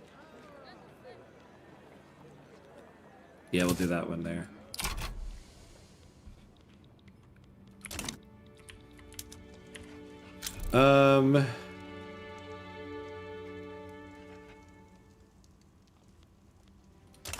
Wait, uncollected taxes. Oh yeah, look at this.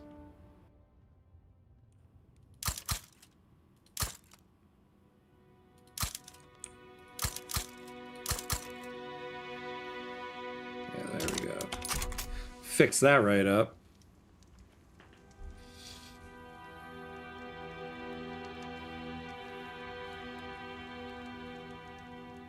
We all want to live like kings and queens. That's true. I mean, like, why not? Ham is our argument referee, thank God. Oh no, I'm the ref. Oh no. Now, don't put that on me. I would never want to be a ref. I was a referee when I was a teenager. I got my referee license for soccer. I would ref, and this thing would happen that at the time I thought was like ridiculous. But as an adult, I look back on it like it was nuts. I was a teenager. I was like 15, and I had grown adults screaming at me, berating me. And at the time, I was like, oh, those people are jerks. Now that I'm an adult, I look back on that, and I'm like, who were these adults that were berating a teenager because of a call in a youth soccer game? Oh, my God. I would never want to be a referee for anything anymore. Amazon would like to know your location. Amazon would like to know your location. Yeah, I know, right? Oh, man. And I have to say, for a long period of time, all that stuff, I would just be like, sure, I'll share it. And now I'm at a point now where I'm like, I gotta be more mindful about stuff like that. Members of the Social Democratic Party have drawn attention to the rise of the Radical Party, expressing their willingness to offer a more moderate solution to their political extremism. Let's see, who would this benefit more? Yeah, we don't want to add anything to the Social Democratic Party. Oh, yeah, but that would be a lot for the Radical Party. Alright, well.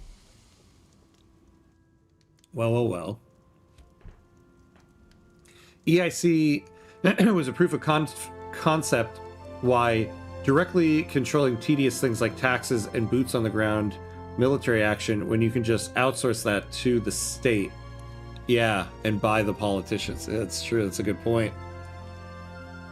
They created the handbook. In Korea, one time they had a blatant corruption of one of the big megacorp CEOs, and the president pardoned him quickly with no excuse beyond they just too important to be punished. This is where we grow, and yeah. And I guess, at least in Korea, it was born out of complete economic collapse. Like, they had a devastation to deal with. For us, it's just like, it was just born out of greed. A newspaper called the New South Wales Informer have printed a bigoted article about the Buryat people living there. We can suppress the article or we can let it be released. And let's take that. I don't want to lose standard of living. God, we've got 135 things in the construction queue. Look at this. The private sector has 9 pages of construction going. After a chance meeting in a cafe with a thoughtful conversation, Cleland Warfield has recommended that Felipe Gonzalez, currently residing in Australia, be granted permanent residency. Hey, an anarchist. Yeah, sure, we'll take you in. Everybody's welcome in Australia. The populous base of the rural folk has turned against supporting foreign entanglements. Pressure from within has led to a group to distance themselves from the anti-Russian League. Fine, leave the anti-Russian League, I don't care. We don't need you in it.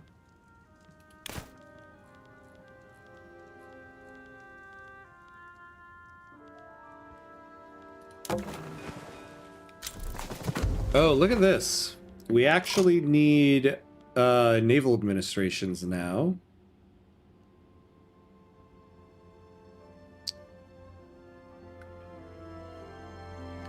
We need about 15 there.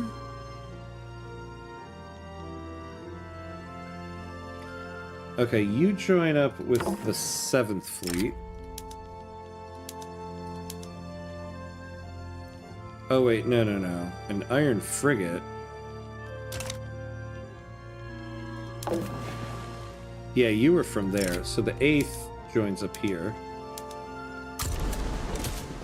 But we need about 15 more of these guys. Look at New South Wales. I don't think we need to be subsidizing their railway.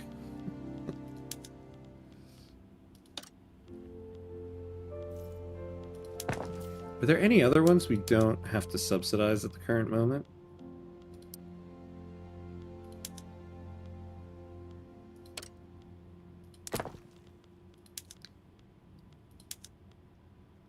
Yeah, Victoria we definitely do. We definitely do here. New South Wales, no. Oh, Western Australia, yep. Oh yeah, Botswana we do.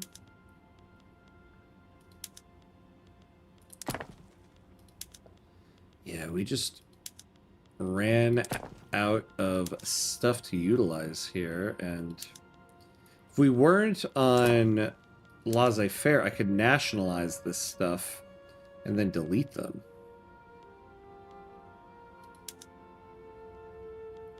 Oh yeah, we don't have to do that. All right.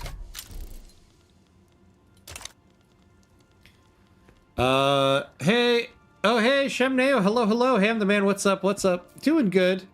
Random question about plays. Since the Odyssey is a hot topic right now, was there ever a theater play for it? Yes. I'm trying to think if I can remember what it was. I mean, not the whole thing.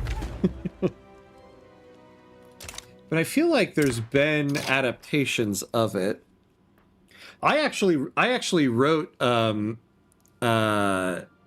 short play about Odysseus encountering the Cyclops a long time ago. I was in this weird downtown indie theater short play festival. This was one of those things where like this was like as downtown and artsy as you could get. A friend of mine was involved in it. And he asked me to be part of it. He's actually if you know that movie Raya and the Last Dragon, he wrote that. He's doing well for himself out in LA now. But he put together this short play festival, and everybody got like drawn in a hat one story from the Odyssey that they had to write a short play of. And so I got the Cyclops. And it was this thing where like one of our plays would happen, and then these DJs would take over for a minute, and literally there's people sitting in a theater just watching a DJ like just not moving, doing anything, but playing this DJ music, and then another like play from the Odyssey would happen. It was the weirdest damn thing. So yeah, I adapted it for the stage one time. Long story short. Ham going toward removing colonization. Also, Ham, see decentralized power, and immediately went, it's free real estate. I did actually think that. I was like, oh damn, why are we getting rid of our colonization laws? There's land to take. All right, Social Democratic Party got a good chunk, but we can still keep the Conservative Party in and have a government like this, so we'll do that.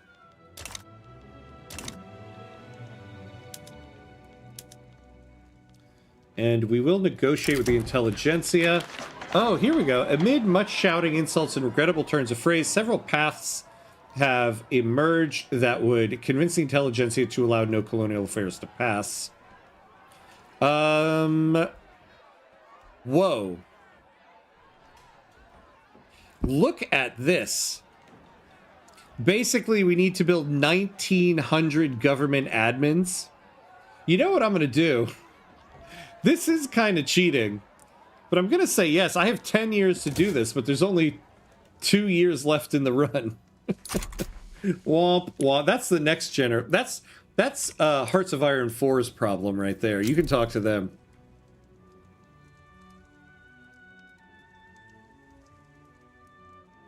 I don't want to live like a king or queen. I want to be a yeoman farmer. Marcus Aurelius and Thomas Jefferson seemed to think it was the ideal life. Yeah, I don't want to be a Yauman farmer either. I just want to be, like, left alone. That's what I want. I just want to be left alone. That's why, like, when I hear about stories about people who, like, win the lottery and then, like, lose all their money within a couple years, I know everybody will say this, but I really don't think that would be me. There's not a lot I need in life. Like, after I pay off all my, like, debt and, you know, put some money aside for my kids to be able to do stuff, maybe go to college and stuff like that. In the end, all I really need in life, just a couple video games, a trip to a soccer game once in a while, which I haven't done in a long time. That's about it. I want to have enough money where I can be left alone. That's all I really want. That's why I don't understand these, like, super rich people, like, getting involved in like all this stuff. They want to be the front-facing person of all these companies. Why would you want that headache? You have enough money to be left alone. just enjoy being left alone. I also had adults yelling at me as a teenager, "You broke my window, you talked back to me, you knocked up my daughter," etc, etc. Oops. I know, people get so finicky over the weirdest stuff, right? Do you have enough arms for your soldiers, since you seem to have run out of stuff to build? Yeah. We could use a couple more planes, I guess, to export, but... Oh, hold on. Oh, good call here. We're actually importing a lot of arms. Let's fix that.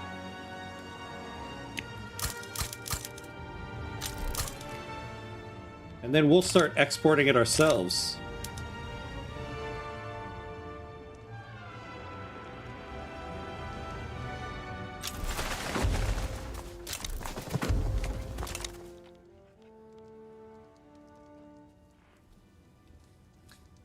Hell yeah, getting that ham cuts deep lore.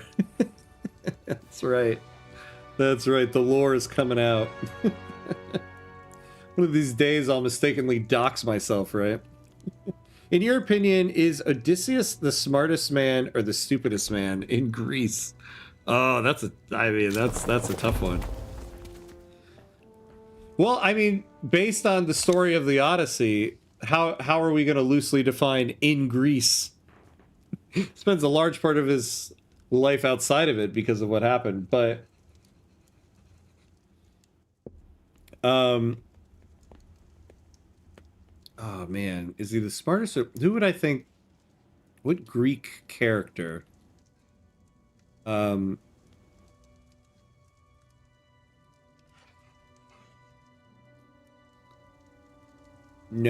the smartest person in Greece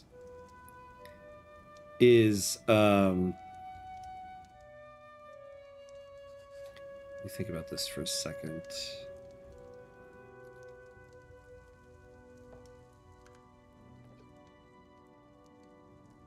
See, I keep thinking, so what the name that comes to mind to me is Antigone. I think she's incredibly smart. Because in her play, she outsmarts and outmaneuvers the king like crazy. Now, it doesn't end so well for her, but that's because it's a Greek tragedy. You know, it's never going to end well for you. But, I mean, honestly, I think she might be the smartest person in Greece.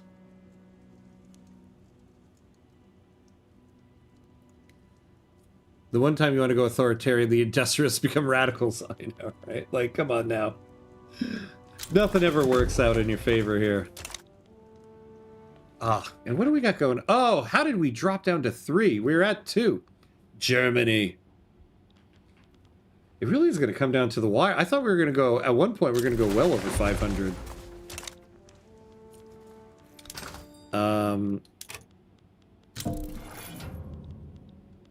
Oh, we need more coal. You know, we should be building that.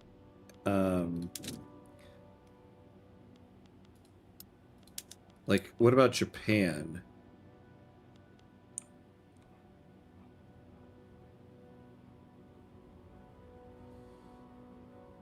Oh, wow.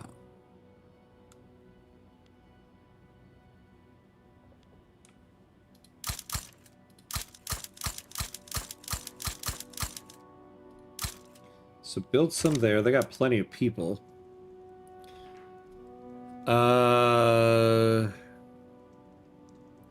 If you got the Lotus Eaters, all the actors would have just done some drugs, and that's the scene.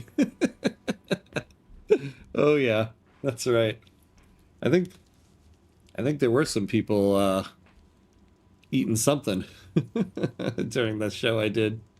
Ah, yes, Jefferson, that guy who saw the American continent and thought the best way to parcel the land was to control C a massive grid.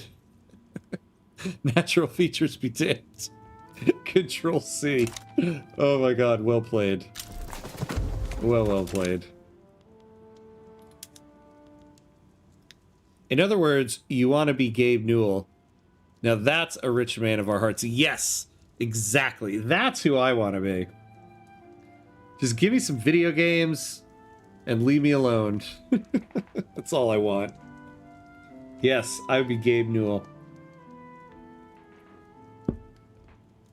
Whether or not they realize it, the core economic grind of survival is what keeps most people getting up and going through the motions every day. If you have more money than you know what to do with, it can mess with your brain, especially with extreme wealth. Yeah, it's just people trying to find things to give their lives meaning. Some people can do okay, other people go crazy. Yeah. And that's the thing, I think, because money kind of attracts, I guess, all these people around you that just become yes men around you. You kind of get this false sense of the world, maybe. That's my guess. Homer calls him the most cunning man, so there's that. Oh, okay. But that's according to Homer. What does he know? If there's no real consequences for anything you do, you can do a lot.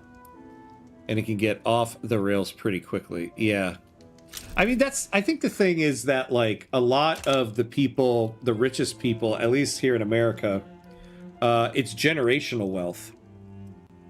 They were born wealthy, and they lived a wealthy life. You can really tell the people in this country who earned their wealth themselves. It's a very different kind of person.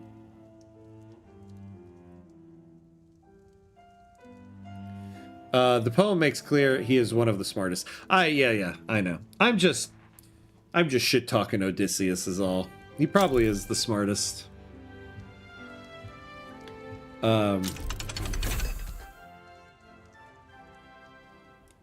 He probably is. Oh, compression ignition. Let's see. Ooh, we can go to diesel pumps in all of the raw materials. That might actually be very helpful for us right now. So let's, we're so close to 500 though, but it's gonna... Oh, here we go, yeah. So let's get more of all these materials. Yeah, we're over 500. Yeah,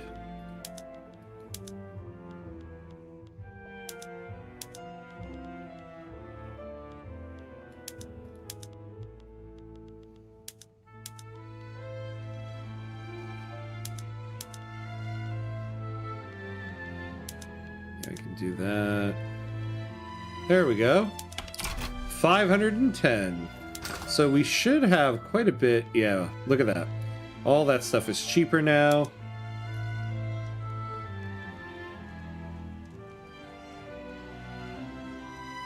True, but the decisions he made are kind of dodgy. True. Oh, what's this?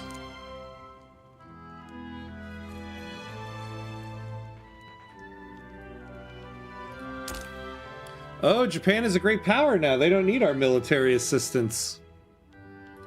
Oh yeah, who else can we get into the power block here? Anybody else? Anybody? Bueller? Bueller, do you want in the power block? No.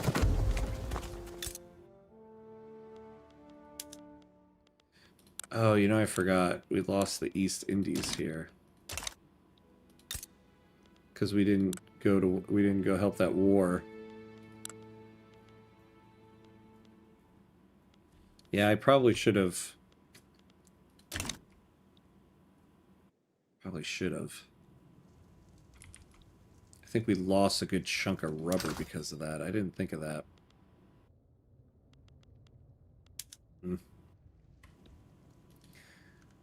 Also, Creon is a hidehound idiot. Oh yeah, he is. I mean, he really is. He's just a bumbling idiot, to be honest.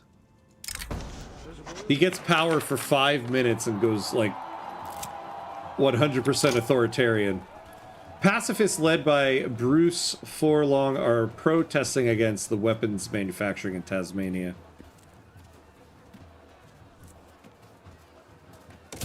Take that one. Yeah, I don't think we'll negotiate on that. The rich and unstable political environment in Australia has proven attractive to political exiles and stateless people who have begun to congregate in the coffee houses of Sydney. Ooh, yeah, let's take the prestige. But who is this? Vittorio Ursezio. Oh yeah, we'll take you. This is why long-term I worried we discover habitable planets on today's society. We already see the planet as expendable with no other like it around. If we find other Earth-like planets, governments and specifically Corp is going to have a gold mine, aptitude and care even less about ecology because after there's always another one. And environmentalism, as we know, is dead. That's true. That is an interesting viewpoint. I kind of worry about. It seems like there's like this move to be able to set up mining stations on the moon now. Like people, I think, are trying to get to a point where we can do that. That kind of worries me. An internal investigation has discovered that a government official received many gifts from Gottlieb Margrether on behalf of the anti-German society.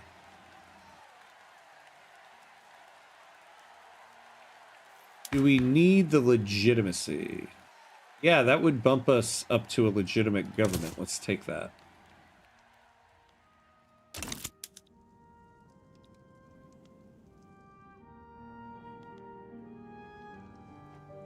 That's why he's cunning, not altruistic.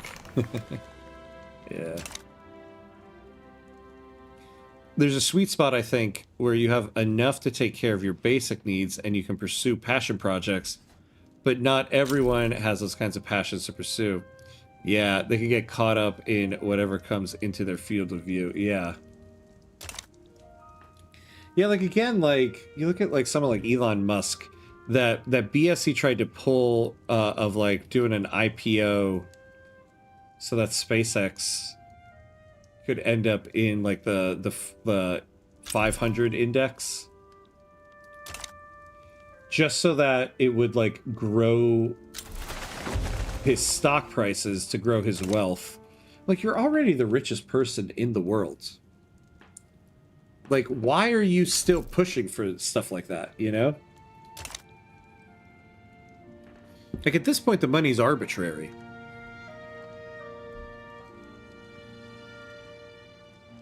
If you become a zillionaire, can you still stream and do game giveaways every ad break? Hell yeah. I would still stream. I find it fun. And hell yeah, I do game giveaways. I'd go buy the game company and then just give away keys for it. Give everybody in the company healthcare. And be like, we're a non-profit where we just give away video games that we make. And they're specifically given away on my stream. I'll buy Twitch and take it out of Jeff Bezos' hands. Gabe keep Valve private just so that he don't have to be beholden to shareholders. Yes, and in so many cases, Valve wins by just doing nothing. Yeah, I find his whole situation the like epitome of what's wrong with corporate America, right? There's no reason why Steam should be as big as it is. How did GameStop not come up with an online marketplace like that, right? But the reason why they didn't is because, like, Gabe Newell was somebody who played video games. He would go to these, you know, like conventions at these massive, like, warehouses where back in the day people were exchanging mods on 3.5-inch floppy disks, and had the idea, oh, it would be great if there was a central location where everybody could upload their mod and people could find it. Like, he got that from the experience of actually being engaged in the product that he was trying to make. Whereas, it's just like nowadays the people who run companies, like, their background is they have an MBA, right? They don't actually know anything about the industry that they're engaged in. And so that's why he basically put GameStop and all these other game companies or brick and mortar stores out of business. Like, it's crazy the way our, like, capitalism works, is that the people who run the companies have very little care or interest in what they're doing, right? Or I guess I should say, they have very little engagement in the product that they're overseeing, you know? And that's why there's like no innovation in most companies anymore. The US doesn't really innovate anything anymore. At least not for a long time. I'd vote for Ham to be the next Gabe Newell. Oh man, that'd be a lot of responsibility. See, I bet you Gabe Newell doesn't get to sit down and game as much as he would like. Because he has a lot of stuff to do. Elon is like, if the cringiest parts of Reddit circa 2012 got congealed into a person. Oh my god, yeah. Oh my god, that is such a good way to put it. Yeah, he is 2012 Reddit in a suit walking around. MBA equals master of bullshit, eh? Yeah. Yeah, it does. I mean, it really does, right? Like, God, when I was in college, I worked at Blockbuster, and just thinking about, like, person who was the head of Blockbuster at the time just ran that company into the ground. And you always got the feeling that it was like, I don't think this person ever stepped foot in a Blockbuster ever. Like, when was the last time this person rented a movie? Like, I don't think he ever did. Just from the way that he, like, I don't know. And then, of course, the company just went under. And he walked away from Blockbuster with a $400 million severance for being one of the worst CEOs in history. Just don't get attached to the idea of Valve being a corpo of the people. They don't have to rock the beat with Steam Monopoly and their game markets, but they still a corpo, and the OG days are long gone. Yeah, I mean, that's the thing, is like, a lot of, like, when Gabe Newell is gone, I doubt it's going to be what it is right now. And a lot of companies kind of start out like that. Like, the person who started it was like a Gabe Newell type person. But then eventually that person just has to step away, or they pass away. And I highly doubt there's somebody, I highly doubt the person who comes after Gabe Newell is going to, like, keep Steam the way it is. It's just not going to happen. And it's just kind of sad. All right, here we go. Perfect timing. Oh, no, actually, this is kind of the one we would need, but...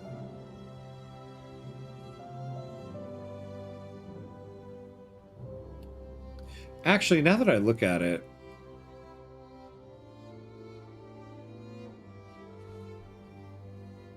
oh yeah, here we go. Actually, this might help us.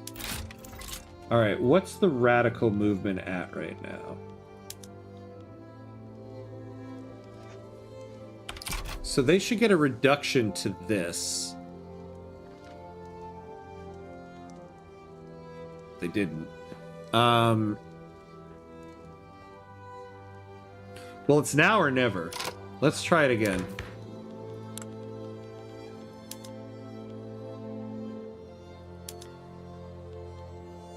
Oh, no! No! The squatocracy? What happened? Alright. Who can we get here?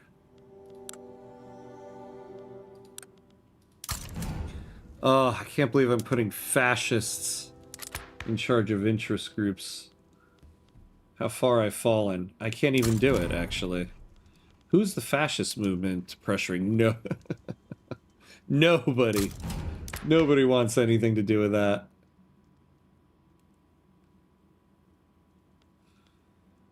Oh, man. Well, I don't think we're going to be able to do it.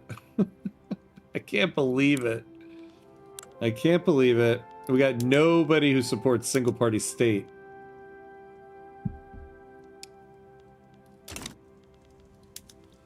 Ah, if only we could get these guys.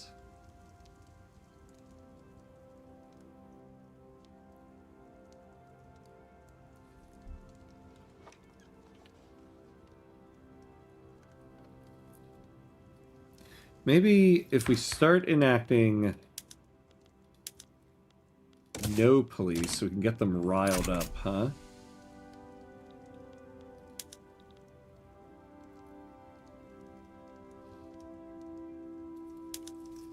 They're over 25%.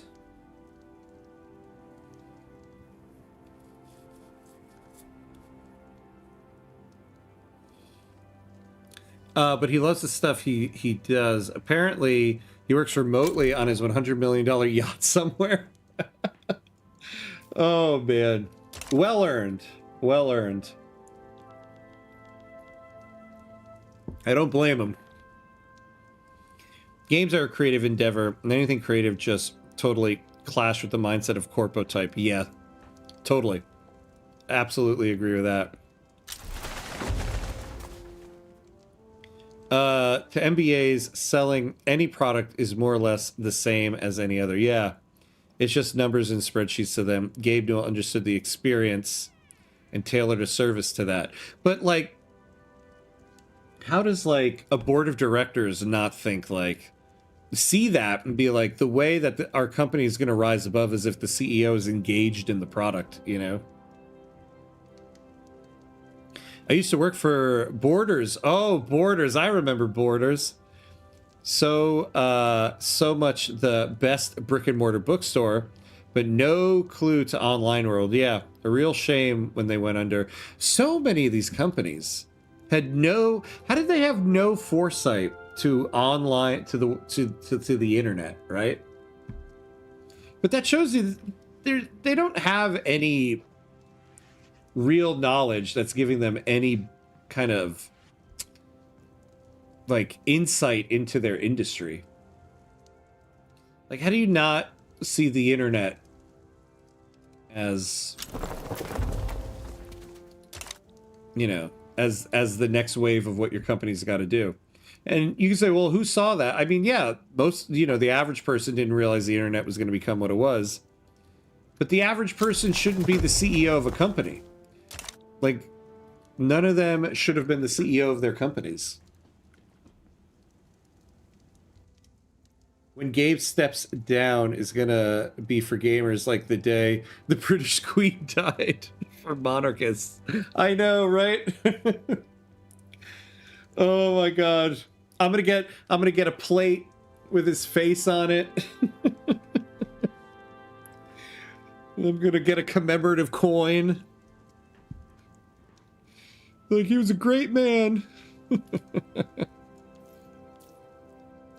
supposed to be putting liquid capital into starting businesses that generate revenue to make the initial capital back. Venture capital companies exist to butcher, golden geese, and then they act confused when things are super volatile and everything sucks. Oh God, it's the worst 2 words in capitalism. Venture capital.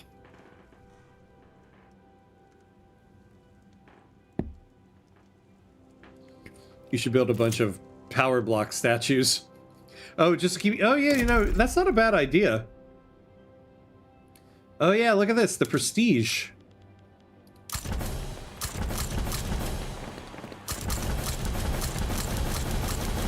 Yeah, give us that prestige. I forgot. You know, I will say, I always forget about the power block statue. There's many times I'll be late in a run. I'll be like, oh, damn, I should have built this a little earlier. Wilfred Headlam's attendance at a bourgeois fundraising event. A fundraising banquet in Sydney has led to an uptick in funds promoting no police. Oh. All right, what are we doing here? So I forgot. I forgot we were enacting that. Yeah, so we're doing it. See, I think they're going to lose this activism the moment we stop.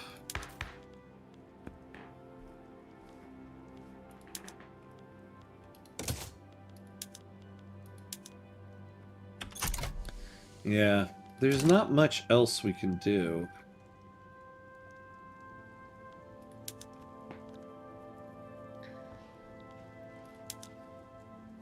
There's nothing else. Oh, army model.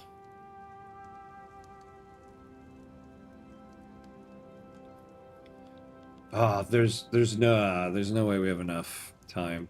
No. I was thinking, oh, we can enact army model, get them pissed off. There's not enough time. We're in the last year, everybody. We're in the last year.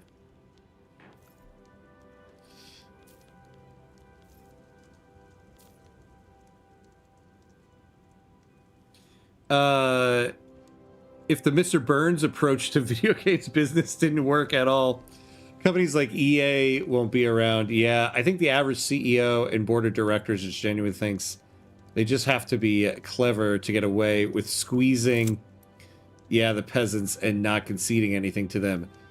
Means more money to them overall. Yeah. I know. It's just... it's mind-boggling. The armed forces suggest a more hardline foreign policy towards the Union of South Africa due to our poor relations.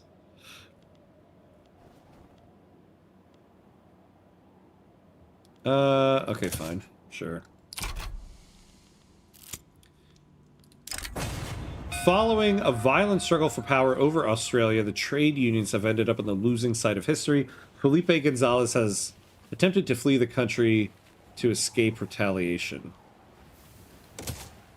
Sure, we'll take that one.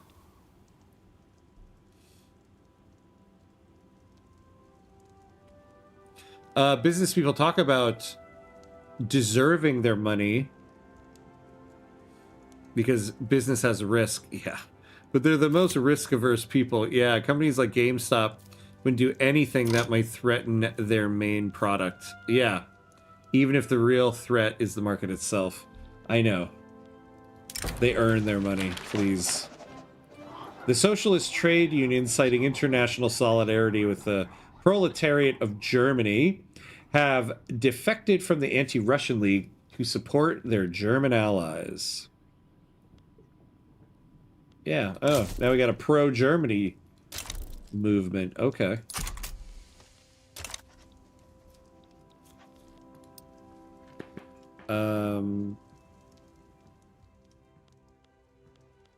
You know, I forgot to. I never really built any construction here in New Zealand.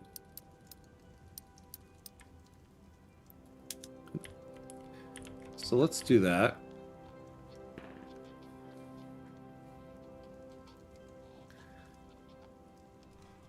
I think about the same thing with oil companies.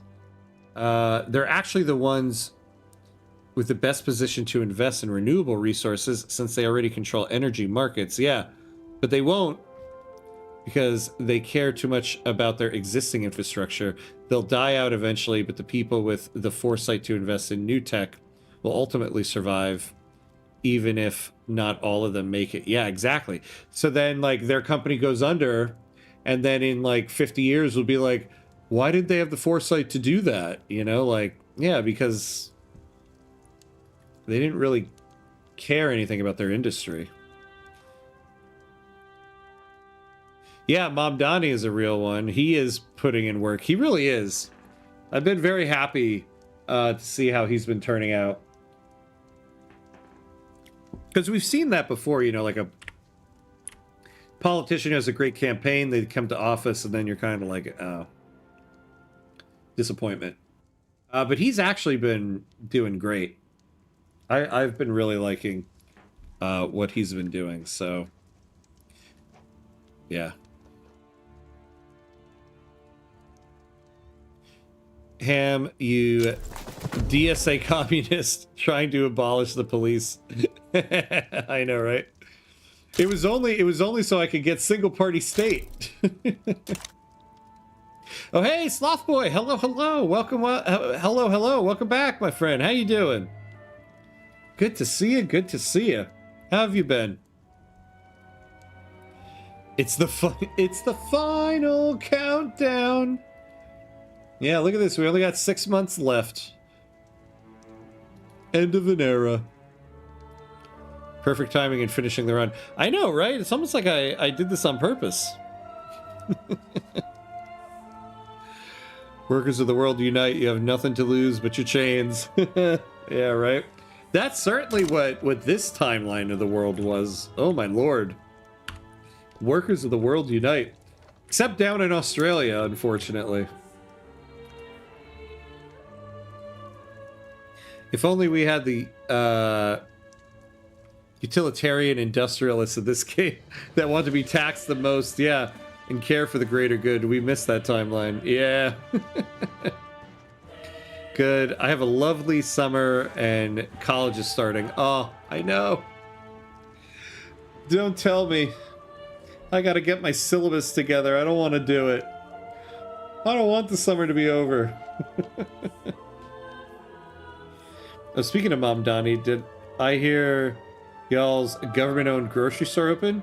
Oh, did it? I thought actually, I didn't know it actually opened yet. I thought it was going to be a little bit more time. I'll have to look that up tomorrow morning. It's like I said, I am tired of my local grocery store. I'll be first in line at Mamdani Mart.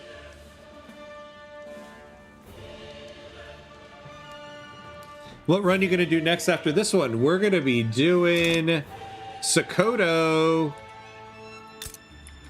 We're coming back to Africa. It's been some time since we did an African run. And I've been wanting to do a full run in Sokoto for some time. So yeah, we're going to do Sokoto.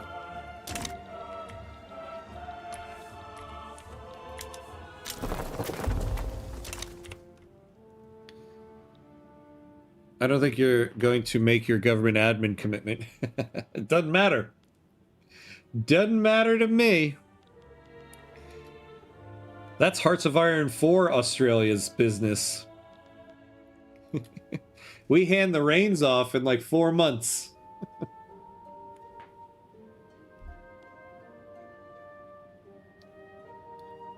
Number 2.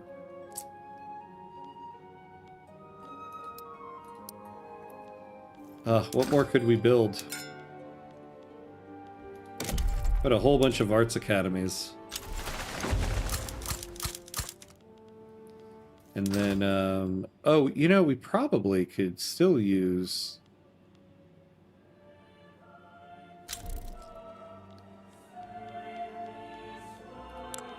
some more, here.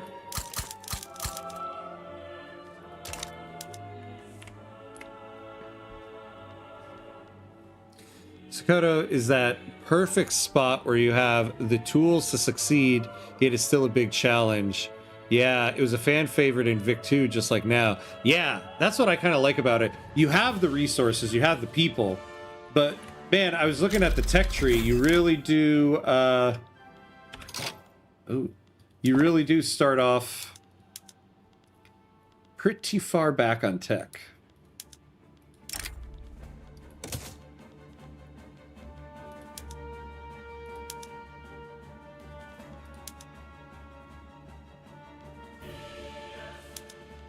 There we go. We'll do that.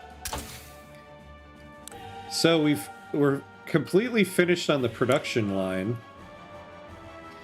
Oh my god, we completely finished society. So the only thing we have left is we'll do flamethrowers. We're not gonna finish it, but what does it matter? Well, I gotta get going. Bye. Oh yeah, cool. Thanks for stopping by, my friend. Good to see you. Hopefully I'll see you next time. I could be mistaken. I thought I saw something about the first one opening. Excited to hear how that goes. Yeah, I'll have to look that one up. Only half broke at the end. Yeah, look at that. Well, remember at one point we had a hard time spending our money. So I'm happy that we finally spent all our money. I don't remember how they did it, but I think there's a mod where you transfer save files from one game to the next one. Yeah. So you start in CK, finish that game, you move to Vicky, and then Hearts of Iron. Yeah, it's called the Mega Campaign. In fact, I think where it really starts is Imperator Rome. You start in Imperator Rome, then you go to Crusader Kings, then you go to EU4. I'm assuming they've built one for EU5 now. But I know for sure there was one where you could go from CK3 to EU4, then from EU4 to Victoria 3, and then from Victoria 3 to Hearts of Iron. Flamethrower is a fan favorite. Yeah, I know, right? Why not? Why not?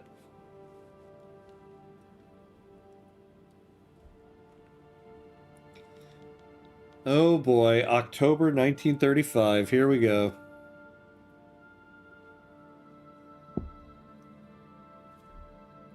Man, this was a quick series. Only 10 episodes. Which is funny considering I feel like the Japan series took forever. We covered a lot of we covered a lot of years in the first episode. The true mega campaign is starting from Imperator, yeah, but with the mods that let you go all the way to the beginning of the Bronze Age, thousands of years ago. Yeah, I gotta get Imperator Rome. I really wanted to buy it on the Steam Summer Sale, and I dragged my feet like an idiot. And then it wasn't on sale anymore. Next time there's a sale, I'm gonna pick that up. It's just like the thing of lore in Paradox circles. And I've never played it.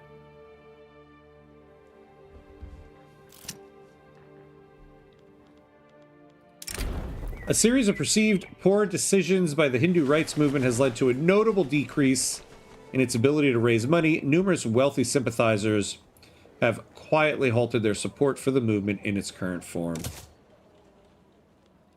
Oh, we are in the last month of the run, my friends.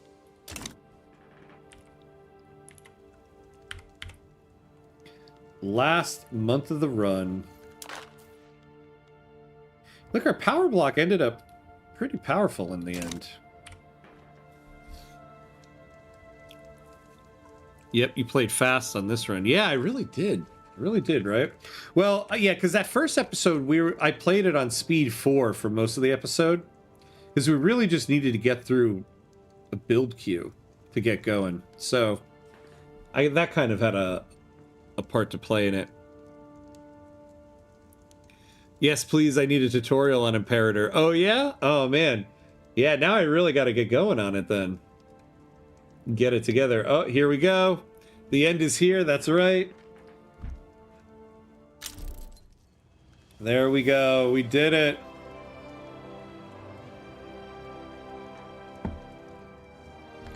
Not bad, not bad. Not bad. Yeah, thank you, Bizman. Nice run, Ham. This is a really good and successful run. Congrats. Thank you, thank you. Let me get a screenshot here. I always like to take a screenshot at the end. I always say I'm going to post it in the ham cord, and then I always forget.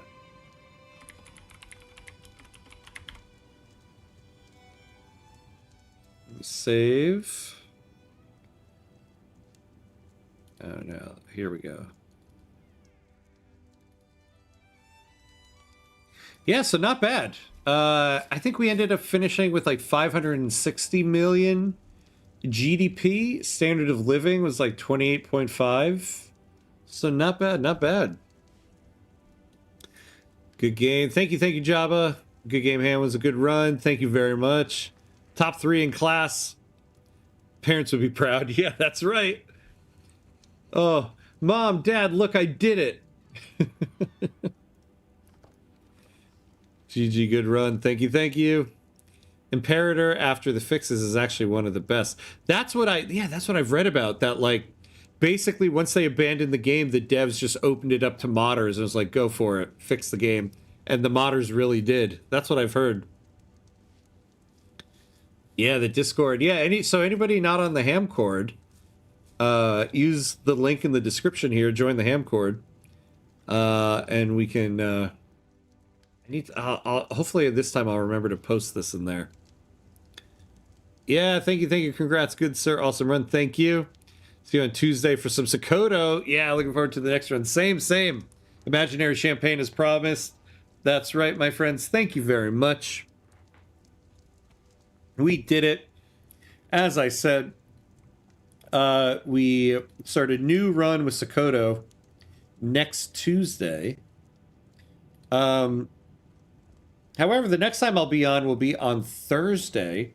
We're continuing the Surviving Mars run.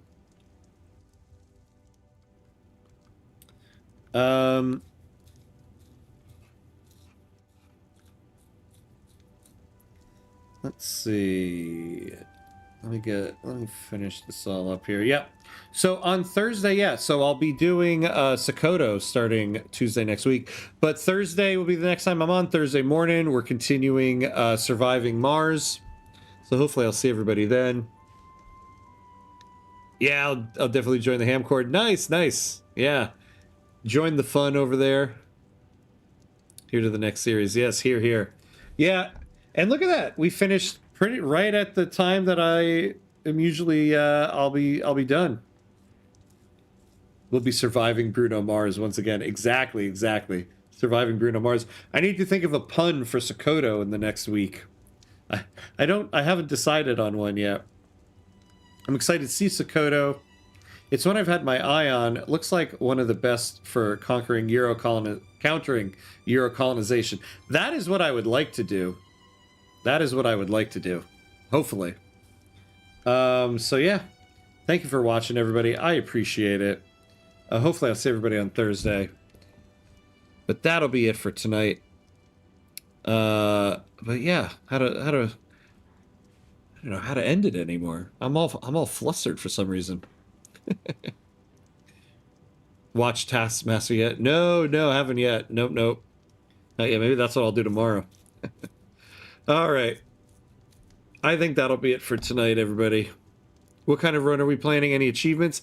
I don't know. There's no Sokoto specific achievements. I kind of liked not going for an achievement in this one, so I think we're going to do another one without achievements. But we'll see. I'll take a look at it over the next week, see what we might be able to do. But yeah, all right. Have a good night, everybody. And as always, be awesome, my friends. I'll see you next time.